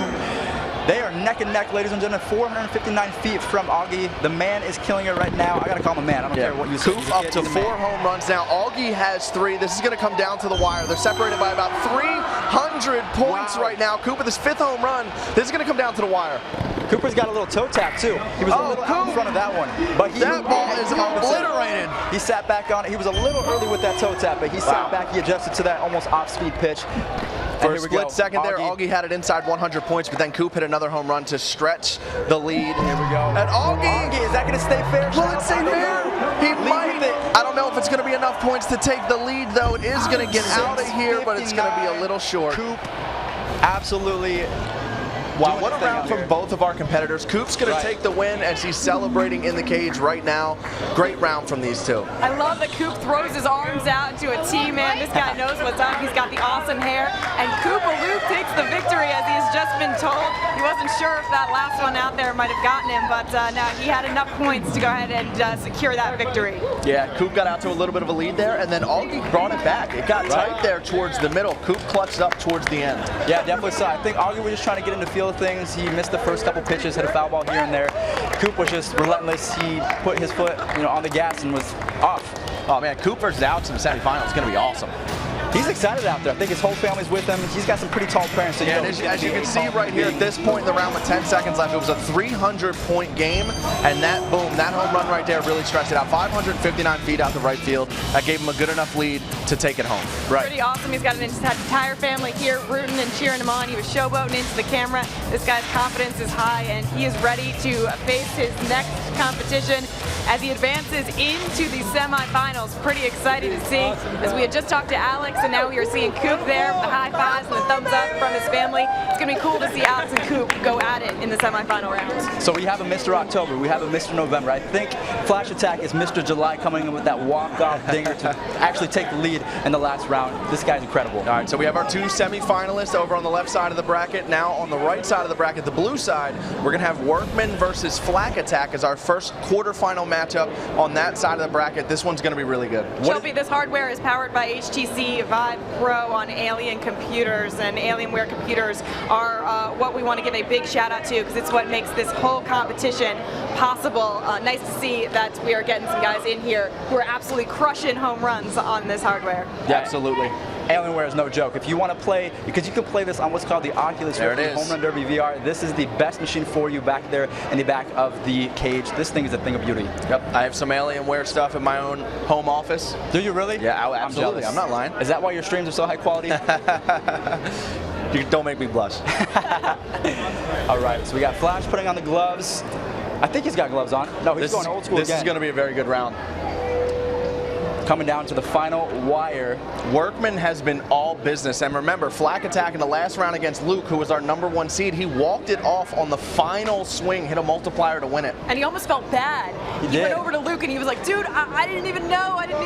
But, that confidence and the fact that he was able to, kind of say, listen, Luke, I'm sorry, but this is just how it works, because I was able to hit that walk-off. Was pretty fun to see. But it advances him here into this round to face off against Workman. Right, so chat, guys, let us know in the comment section, who do you think is going to take this? Flash Attack seems to be the fan favorite of today, but Workman, again, he's got the curls for the girls, that hair flowing right now, looking really good out here. Yep. And another quick side note, Workman is Marshall. Marshall, aka Workman, is going to be the red line. Flak Attack is going to be the blue line. They're both again, Flag Attack got off to a hot start there. 1962. Someone hit a multiplier. One home run, first swing, already at 2,000 points. Wow. I'm sorry, Marshall. As Flag Attack's got some work to do here. Flag Attack's been training in adult softball leagues for this. All right, we got. Chad is roasting these guys. I love it. Wow, Marshall hit that 3 times multiplier on his very first swing, and it seems like he's just going to stick to left field at this point. If it ain't broke, don't fix it, right? Definitely. He has to ride this wave for as long as he can. Do not overcompensate. Don't get cocky just yet because the round is not over with over 45 seconds left on the clock. Again, a multiplier can win it. A 5 times can narrow the gap a little bit. Yes, it's a pretty big gap at this point, but all you have to do is go to that dead center field. You can score points in bunches for sure, and we've seen Flag Attack come from behind already once in this tournament against the #1 seed even, so pressure's not going to be a problem. He can clutch this thing out. All he has to do is get on a roll. He's hitting some balls foul right now, and it doesn't seem like Workman's going to slow up. He continues to hit home runs up to almost 5,000 points now. This one's going to be tough for Flag Attack to come back from, but yep, here we go. Workman's going to hit another one out to right center field. That is a bomb. That's going to put him over 5,000 points, 5,722 to be exact, 416 feet. Yeah, I'm going to be honest with you. Flag Attack almost seems defeated. He doesn't hit a home run. He kind of slumps to himself. So that's what you got to have fun out here. You don't slump. Don't think that you aren't going to win. Hey, Workman's on a roll though. Again, he hit that 3-time multiplier as soon as we started. He got hot, never slowed down. He's going to take this one. Curls for the girls. You guys are right. Workman coming through here. Marshall taking the victory. Pretty impressive in the fact that he was able to take that victory single-handedly and pretty assuredly was pretty impressive. Getting some high fives there from all of his fans. He is putting in work. Yeah, his family there jumping around for joy. This guy is amped up to be moving on to the next round. 3 of our semifinalists are kids. So again, the short, simple swings seem to be what the biggest advantage is in this one. You want to keep a solid level. This is Workman's first swing of that round. He hits the 3-time multiplier on a line, might I add. 554 feet out of left center field. We have 3 out of our 4 semifinalists locked in, ready to go. All right, yeah, that's going to be pretty exciting. We got Alex and Coop over there on the left side of the bracket in red, and Workman is 3 of the 4th piece of the puzzle that's going to be filling out this bracket here. We got our final quarterfinal matchup between Chuck and Ricio, aka Anton, coming up here in just a few short minutes. That will complete our semifinals, and then we are going to have the 9-time All-Star Fred Lynn join us to break down those semifinals as well as the finals and hand out the trophy. So we are super excited. Stay tuned for that in just a bit. But before that, let's go ahead and get into our final quarterfinal matchup, Chuck versus Ricio. Yeah, this is great. You can see the jersey right there, the Ricio on the back, rocking the number 7. Chuck, though, has been showing out in this one. He is a Mets fan from New York. He's got the gloves on. He's got the Mets socks on, rocking the 27 on the back of his jersey. Yeah, Ricio. Connor and Ricio, again, that's going to be Anton. So Connor's trying to make his mom proud. He defeated his mom in the first round of this tournament. They really want to go to this All-Star game. They're not trying to drive back home. They really want to enjoy it together. Here we go. First swing of the round from Ricio, and that's dead center field. You cannot hit it better than that. That's perfect timing. He's trying to go for that 5 times. You can tell. Actually, both of our competitors there hit a home run on their first swing. So this one's actually extremely tight after the first swing. Ricio a little bit more distance, so he's up by 100 points. That's a little bit foul. Looks like Ricio, he's trying to hook it down the left field line, maybe trying to get that 2 and 3 times multiplier. Now again, it's not all about the 5 times. There are other multipliers around the map, around the field, just like you said. You have to spread it around. The entire field is going to be your glove, so hit it wherever you think is best for you. Absolutely. And Chuck's got a 500-point lead here. Both of our competitors have 2 home runs. Is that a 3-time? It is! Chuck hits a 3-time multiplier. Wow, we've seen a lot of multipliers. We've seen a 3 times in the last one, a 3 times this one. We've seen a lot of 5s. These guys know what they're doing. Is that going to be a 5 times? And it looks like Chuck's going out the center field here. Hits the 5-time multiplier. Chuck, you can't do this to me, man. Wow, Chuck has 30 seconds left, and he's already hit 2 multipliers. I don't want to stay in this chair. I want to go high-five this man. 7,423 points here with plenty of time. He's going to get, he might get 10,000. Wow, 8,307 points here for Chuck. He's really pulling away. We're coming in very close to the 10-second mark here, and he's going to hit another home run. That's a screaming line drive. Take a look at Ricio's score. He's having a really good round as well. Yeah, he's got 5 home runs, over 3,000 points. Unfortunately, he just hasn't hit any multipliers. That's where Chuck... Can he go for 10K? That's going to stay fair. That might be tough. Just a little bit foul. No, that stayed fair. There it is. Home run number 7 for Chuck. 10K. wants that trophy. That is the highest score we have seen today, ladies and gentlemen. Chuck absolutely swinging out of his shoes. He's got those vet socks on. He's got his batting gloves on, maybe channeling Yoenis Cespedes. He got his hair cut especially for this tournament. Chuck absolutely killing it. Look at this. I don't know if you guys saw, he just puffed his chest out. Yeah, he's locked in, ready to go. He's high-fiving his friends. The adrenaline's still pumping. Yeah. What a round. Yeah, you can tell he's trying to shake it off. He's trying to shake it out. Yeah, he's still got 2 more games to go before he wins this one, but he's locked in. Here's the 3-time multiplier replay. And not only that, but he hit it 5 times as well, I think, too, right? Yes, absolutely. 3 to 5 times in the same round. Here it comes right here. He hit the 3-time multiplier, and then later on, here's the 5-time multiplier. I thought it was going to maybe carry and go over, but perfectly on the target, 483 feet. Cannot do any better than Mr. Chuck over here. What a round from Chuck. 10,000 points. Unbelievable. So the semifinals are now set. We got Alex, Coop, Workman, and Chuck, as we just had Chuck put on one of the most impressive displays we've seen so far on this live stream, guys. And, you know, it just goes to show you can save the best for last. That's it. I don't know if you guys have seen Coop's parents, but if we have any scouts in the building, scout this man right here, because his parents are very tall, so you know this guy's going to be a slugger when he gets a little bit older. He's even showing his colors right now. This kid's raking. I'll tell you what, we'll also see if maybe this adds a little bit of pressure to him, because maybe now Chuck's probably our favorite going into the semifinals after that showing right there with 10,000 points. Just like you did. You hit 8 home runs yesterday. I thought, I can't hit 8 home runs. It really affected me, and I did bad. I did bad, so I let it get to me. Chuck, Alex, Cooper, Workman, just do your thing. Don't think too much. Great advice. All right, we have the final 4 set. As when we come back, we are going to take a quick break, but we have the final 4 competitors facing off in the semifinal round. Also, a very special guest, 9-time All-Star and MLB legend Fred Lynn will be joining us, so stay tuned for that. Don't go anywhere. We'll come back in just a few short moments.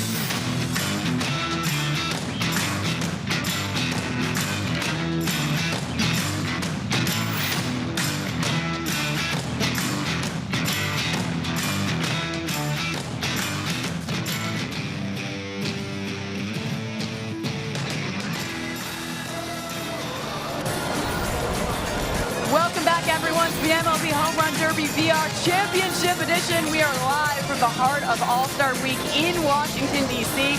We started our day with 32 competitors, and we are now down to the final 4. Let's take everyone through the first 3 rounds of action as we take a look at the bracket here. We got Alex, Coop, Workman, and Chuck left. And Shelfy and Fuzzy, this has been one of the most exciting days watching this bracket whittle down to the semifinals. Absolutely, and we just watched Chuck put on an absolute show. 10,000 points. That's the most points we've seen not only today, but in all 3 live streams over the last couple of days. So he may be our new favorite here with 4 people left. And again, anything can happen. You have big guys out here, little guys out here, righties and lefties. Again, it's all about having fun, staying back on that back foot, letting the ball travel. Fred was here yesterday. His first swing, he actually had a multiplier. I had 5 different chances to swing. All right, sounds good. And yes, you mentioned Fred Lynn. We're going to go ahead and have the 9-time All-Star join us right now, the only player to hit a Grand Slam in All-Star game history. Fred Lynn, welcome to the broadcast. First of all, are you having a blast like the rest of us? This is unbelievable. I love FanFest. I love everything about it. I love the fact that we're getting kids involved, especially with your contest today. We got all young guys out here. This is perfect. All right, Fred, so let's talk about your history in the All-Star game, that huge Grand Slam. And to me, it really sticks out in my mind as one of the best moments in All-Star game history. Where does it stand for you? It rates pretty high up there, and I'll tell you why. I played, that was my 9th straight All-Star game. The National League had beaten us 11 straight. And back then there was a real rivalry between American and National League. Sure. And we were tired of having those guys beat us. It was my hometown of Chicago. Yeah. And to give you the situation, we had 2 guys on, and they walked Robin Yount to load the bases to get to me. And I said, what am I, chopped liver? I'd seen Atlee Hammaker. He was the pitcher at the time. I understand the strategies, lefty versus lefty. Well, anyway, I hit a curveball out for a home run, and as I was rounding first, I kind of pumped my fist. I said, yeah, we're finally going to beat these guys. And we did. We beat them 13-3, and ever since that day, the American League has dominated. Unbelievable. How often do people bring that up when they meet you and they talk about your career? Well, this time of year, it comes up a lot, especially during the game itself. If bases loaded, situation happens, people are calling me up. Hey, Freddie, they got the bases loaded. Put the hex on. I absolutely love that. That was a huge moment in your career. You also had a couple incredible seasons, wire to wire, back in '75. I mean, the Rookie of the Year and the MVP. Tell me where that ranks for you and what stands out to you about that season. You know what? Because it's my first year, everything is new. So it's like they're doing a new show for you guys. Every day is a new thing, and every opportunity was new, facing new guys every day. But I wasn't the only rookie on the team. So I wasn't the only guy that people said, hey, look at that new rookie on the Boston Red Sox. We had Jimmy Rice, my Gold Dust twin. We had a whole bunch of guys, like 5 or 6 of us. And we were playing really well as a team. The veterans were playing well, the rookies were playing well. And all of a sudden in June, we're in first place. And so everybody says, hey, who are these guys? We got to the World Series, and we lost Game 7 to the Cincinnati Reds, and that really kind of put a little negative feeling on the whole thing for me. But when I look back on my career, it was pretty outstanding to be able to do those things as a 22-year-old. When you saw Ichiro Suzuki do it in 2001, were you like, man, I mean, you kind of look back on your season and see how impressive it was to watch somebody else then go accomplish that? You know what? The difference between Ichiro and myself is that, he had 8 years in, Japanese major leagues. Sure. I'm just a kid out of college. So, he did great coming over. Couldn't speak English, knew how to hit. He could do that. And to watch him in that year, they had a phenomenal year like we did. And he obviously deserved that award as well. An MLB legend, especially in the box when you stepped in. How much do you feel like your success hitting is going to help you translate over to this Home Run Derby VR here today? I had never done virtual reality hitting before, and I tried it yesterday. And it's unique because, number one, the bat weighs nothing. So we're not used to that. Yeah. And number two, you're not moving your feet. That's another thing, hitters where they move their feet, we have timing mechanisms, and all of a sudden you're just watching the ball and it comes in kind of slow, and we're used to 90 miles an hour, so I felt like I was kind of jumping at it, but I did find out that if you wait back and let the ball get in on you, and then you just flip your hips, the ball goes a long way. Oh, absolutely. By the way, he's being very modest because on his first home run, he hit a home run and hit a multiplier, just like everyone has been trying to do. Yeah, you got to meet our two best content creators here, Fuzzy and Shelfy, and it was pretty exciting to watch you step there in the cage, obviously as a legend here in baseball. So we are so happy to have you here with us today. As we get into our final round, we're going to break down some of these matches. Let's jump right into the semifinals. The winner will be moving on to the championship round. Let's hop into Alex versus Coop. And Fuzzy, you know, we were talking about how this is going to be kind of a battle of two guys who had dominated throughout this tournament. Definitely, yeah. So Alex has been, again, my top dog this entire tournament. He's been someone that has kept it very simple, just like you said. He sits back, he lets the ball travel. It looks like we have two righties. We have a righty and a lefty. So Coop, as I'm a lefty as well, Fred. So I really like to yank that ball down the right field line. So if you do that too much, if you overcompensate, you're not going to do well with this. So I think Coop has really mastered that as well as Alex. They're going to do great. Yeah, Shelfy, how do you feel about this round? I'm excited to see this one. Coop has been hitting missiles, which is really important because the faster they get out, the quicker you can hit your next pitch. Those high arcers, they take up a lot of your time. Alex, though, showed out yesterday, and he hasn't slowed down. He's been putting on a show since he got here. Yeah, absolutely. And Alex has been pretty fun. Alex is from Boston, Maryland, we learned. He played right field, or he currently does, and he's also a second baseman. And this guy is a Cougar for life, so he's got his whole team rooting for him, watching him here today. All right, let's go ahead and get into our semifinal round as we have the MLB legend Fred Lynn along with us as we break down. And we're starting off with the Coop cam. He hits a three-time multiplier to start it off. Wow, they both did. Wow. Both of our competitors hit the three-time multiplier to start it off. 1,500 points apiece. Is that going to be another 3 times? I don't think you can get it twice, but he did get a 570-foot homer there. Wow. Coop and Alex off to a hot start here. That ball was hit so far in the air. Again, it's a home run's a home run, but the higher that you hit the baseball, the longer that it takes to land, the less pitches that Alex takes the lead, but then Coop takes it right back with another home run. About a 700 distance. Coop's at 3 home runs here. Alex is at 2, but the score's pretty tight, only separated by 600 points, which could be one swing. Alex just almost tied it, but that ball's going to land for Coop. It's going to give him a 1,000-point lead, it seems. Cooper's looking like Fred Lynn in the All-Star game over here. Alex is going to get another ball to go out here, so this is going to make the score a little bit tighter. There it is. Coop only with a 300-point lead here, but still 30 seconds to go. But no, Coop hits his 5th home run of the round. He's now up by 1,300 points. Alex looking for the 5 times. Can he get it? If he gets it, he might have a chance. Oh, 403 feet, so close to that. He came so close to the multiplier. That could have been it. Coop still has the lead here. That's crazy how they both started off with that 3 times, and Coop is kind of, you know, taking full advantage of that, rode that wave of the 3 times, and he has not looked back. Alex just hit a monster home run to make it close, but I think that one might seal the deal. That's going to seal the deal for Coop for sure. The lefty coming away with the win.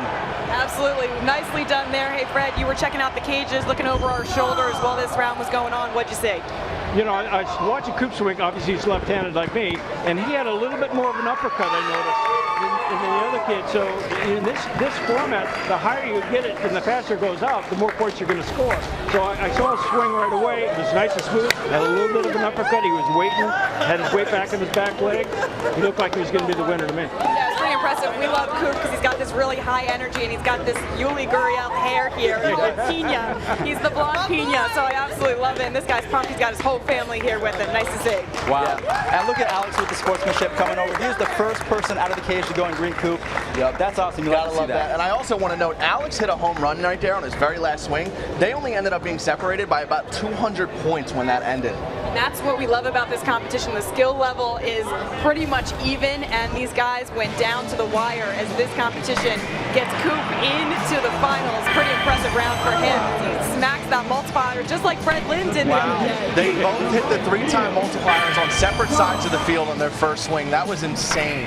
One was the left, one was the right? Yes. Okay. Unbelievable. Yeah, right here. That last home run from Coop is what ended up sealing the deal. Alex ended up making it close on his final swing, but Coop's going to walk away the winner. He will be in our championship round. Nice to see there, Coop, as he advances. You see his name put there in that final bracket. He is looking to be crowned the champion here of our Home Run Derby VR Championship. We will see if he is able to snag those 4 tickets to the All-Star game. But just an incredible round in general. Fred, when you look at a guy like Coop, I mean, the funny thing is that you know, he doesn't need to look like a regular baseball player, or, you know, he doesn't have to have the skill level. This game is easy for anyone to play. You know, I immediately liked the fact that anybody could do it. Yeah. You know, in fact, the person that was hitting before me yesterday was a young girl. Yeah. And she was, you know, like 4 feet tall. Yeah. You know, so I was like, wow, that's pretty cool. And I was watching her swing. I said, am I going to swing like her? Because she was hitting the ball like 400 feet. I was like, wow. So, you know, it's nice that these kids can get in there and see the ball go 500 feet. They're so, wow, this is pretty cool. Yeah. And everybody can do it, which is so much more fun. It's the best part about it, absolutely. Right, guys? Absolutely, 100%. Yeah, all right. This hardware, by the way, is powered by HTC Vive Pro on Alienware computers. We want to give them a big shout out for making this all possible. It's time for our second semifinal game. We got Workman, who is AKA Marshall, taking on Chuck. So, guys, how do we look for this one to break down? Chuck put up some huge numbers in the last round, but again, Workman, he's got the curls for the girls, so that's working for him as well. I don't really know if there's a huge advantage at this point. They both know exactly what they're doing. They've been through this before. This is probably their 5th time hitting the last couple days, so they are pros. It's going to come down to who can hit those multipliers. 400 feet for Chuck. It looks like. Yep. Out to a lead here. He's got 500 points. His first swing was a home run. Marshall just got his first home run. He takes the lead now. 628 points. Yeah, if you guys hear us call Marshall Workman, again, they're the same person. So the red ball trail is going to be Marshall Workman, but Chuck is trying to hit it to dead center, trying to hit that 5 times. Chuck just missed the 5 time, a little bit short there. Marshall still has the lead, about 350 points. And that ball scorched. That is the perfect home run. Wow. 442. That ball was out of here in a second. And that's going to give Chuck the lead here. We're down under a minute. He's up by about 200 points as we are on the Chuck cam. He's aiming for the 3-time multiplier. Is he going to get it? Did he hit it? He did. Chuck hits the 3-time multiplier. Nuts. You guys should see Chuck's family right now. They're going crazy right now on the main stage. Uh-oh. Is that going to do it? Oh, he just missed the 5-time multiplier. That would have completely tipped the scales. Chuck hits another home run as well. He's up 4,300 to 2,100. This has been an awesome round. They're matching each other pretty much pitch for pitch. Yeah, Workman, Marshall. He just needs to hit a multiplier. Right. 15 seconds to go. This is coming down to the wire. Oh, Chuck hits another one. Chuck's extended his lead, but again, runs already. Chuck's up by a couple thousand here, but that can change in the matter of one swing if you can hit a multiplier. Let's see what Workman can do. Chuck is looking like Jim Rice. So we got Fred Lynn, Jim Rice. This is crazy. And that, it looks like, oh, I don't know. Ooh, is that going to hook? That might hook. He's a righty. So no, that's going to get out. Does it hit the 2 times multiplier? It does not. It is going to go out, but it's not going to be enough. Chuck is going to advance to the finals. Unbelievable round. Nicely done there by Chuck. As you can hear, obviously his family is going absolutely crazy. This was a battle of fans from the NL East, because you got one guy wearing a Nationals curly W on his sleeve, and Chuck is rocking those Met socks. So this is a lot of fun to see these guys compete. If I'm not mistaken, our 2 finalists may be here together. They are celebrating pretty hard. Either that or it's just all-star festivities. Baseball brings everyone together. I think they're the best of friends now. Unbelievable. So a fantastic round from Chuck. As he advances into our final round, it is going to be Coop versus Chuck. 2 awesome names, and 2 names that start with the best letter. Put a C right there on their jersey and call them the captain, because they are in the final round. They are going for the chance to win 4 tickets to the All-Star Game, ladies and gentlemen. Pretty incredible. Fred, as you were taking a look at their stances in the cages, what'd you see? You know what? Chuck has a very similar swing to Coop. He's got a long swing, but he's quick. You know, he's got quick hands. He was quick through the zone. Marshall, the other guy, was more conservative going through the zone. He was more compact, but it seems like both guys that are in the finals have that long but quick swing. Definitely, yeah. I think the biggest thing with me when I tried this is I was rolling my hands a little bit, so I was a little bit too early, but these guys, they have the timing down perfect. I think Coop just has it down to a science almost, and he knows exactly what he has to do to get those points. Yeah, and these guys started to separate themselves from the pack a little bit as we started to narrow things down. That's why they're in the championship. This is going to be a really fun matchup. All right, we're excited for that. We're looking forward to it. Hopefully you will join us on the other side. Coming up next, that is what we will bring you, our championship game. Who will be crowned the first ever home run derby VR champion and take home 4 tickets to that All-Star game. Stay with us. We will bring you that next.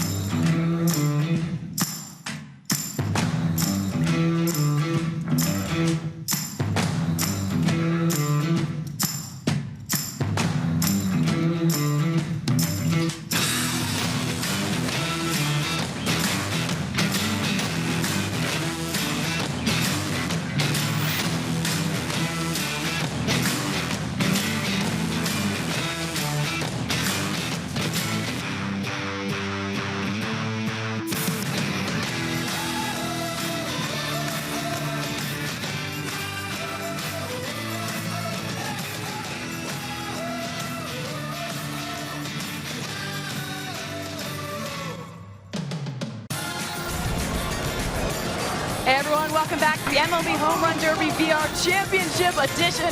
We are live from the heart of All-Star Week in Washington, D.C. And we started our day with 32 competitors. We are now down to the final 2.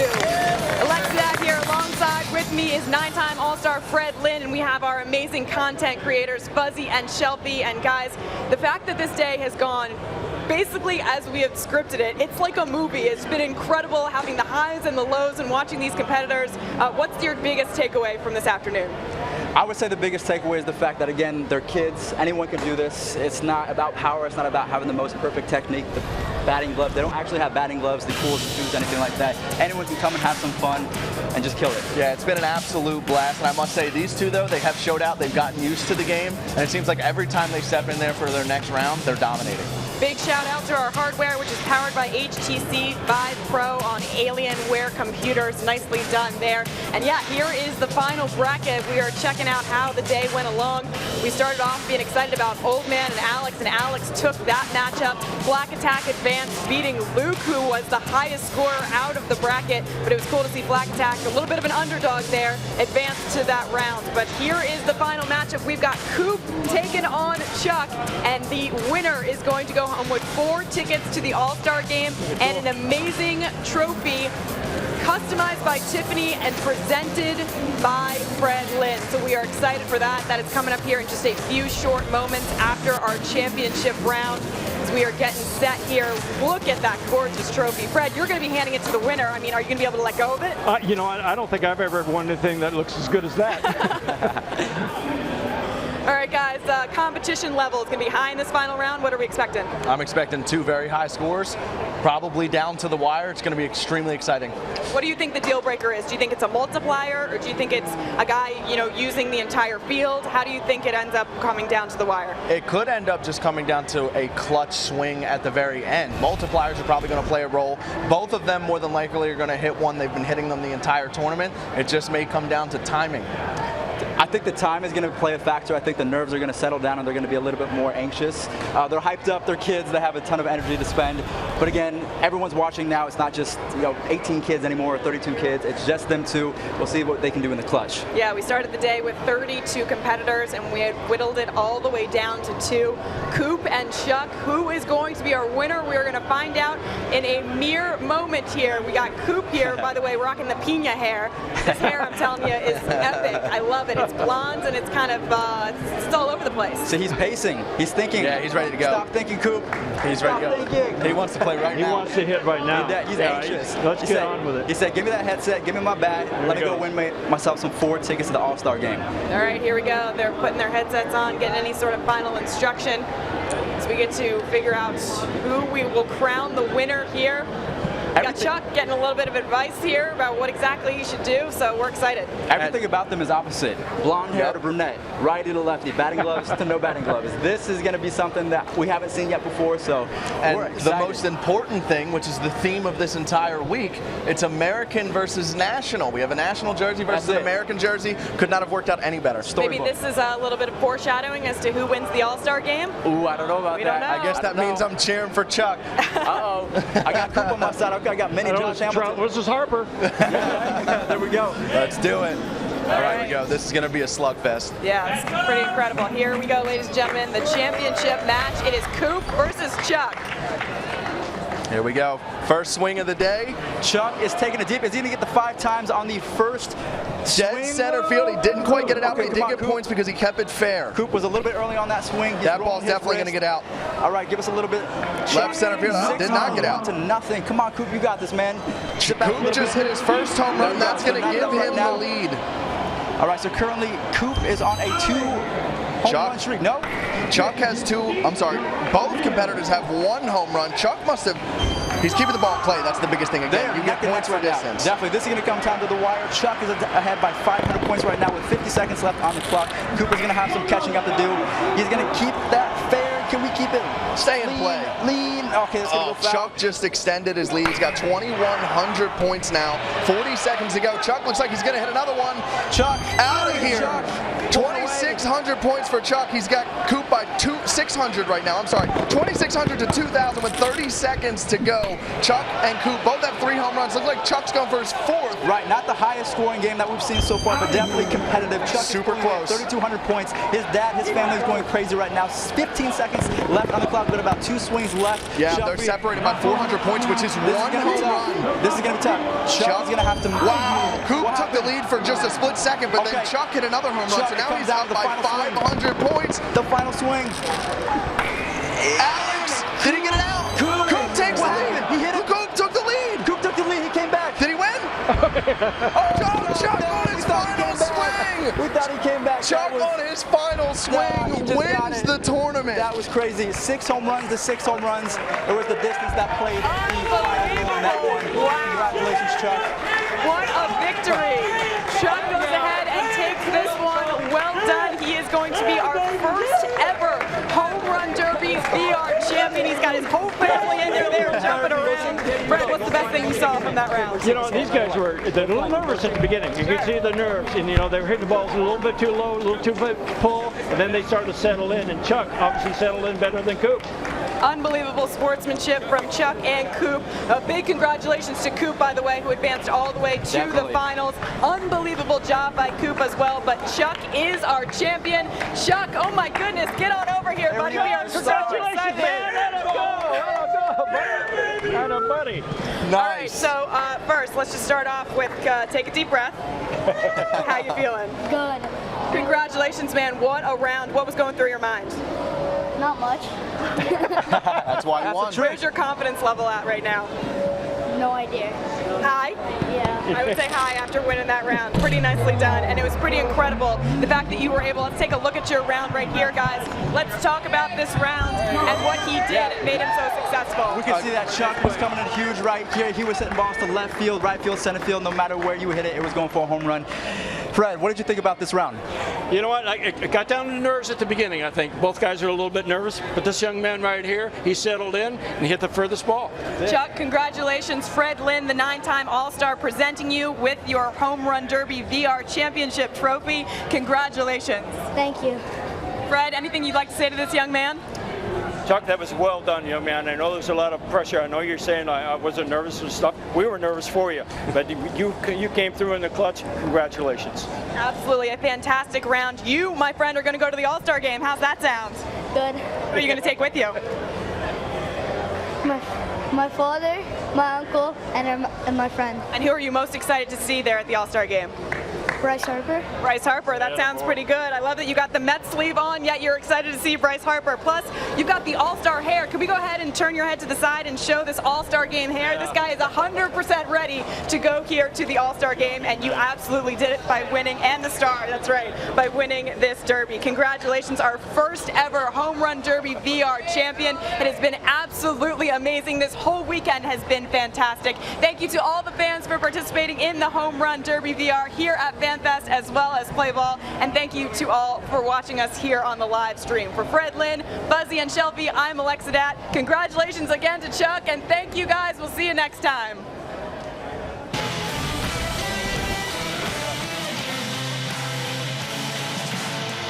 Hollywood.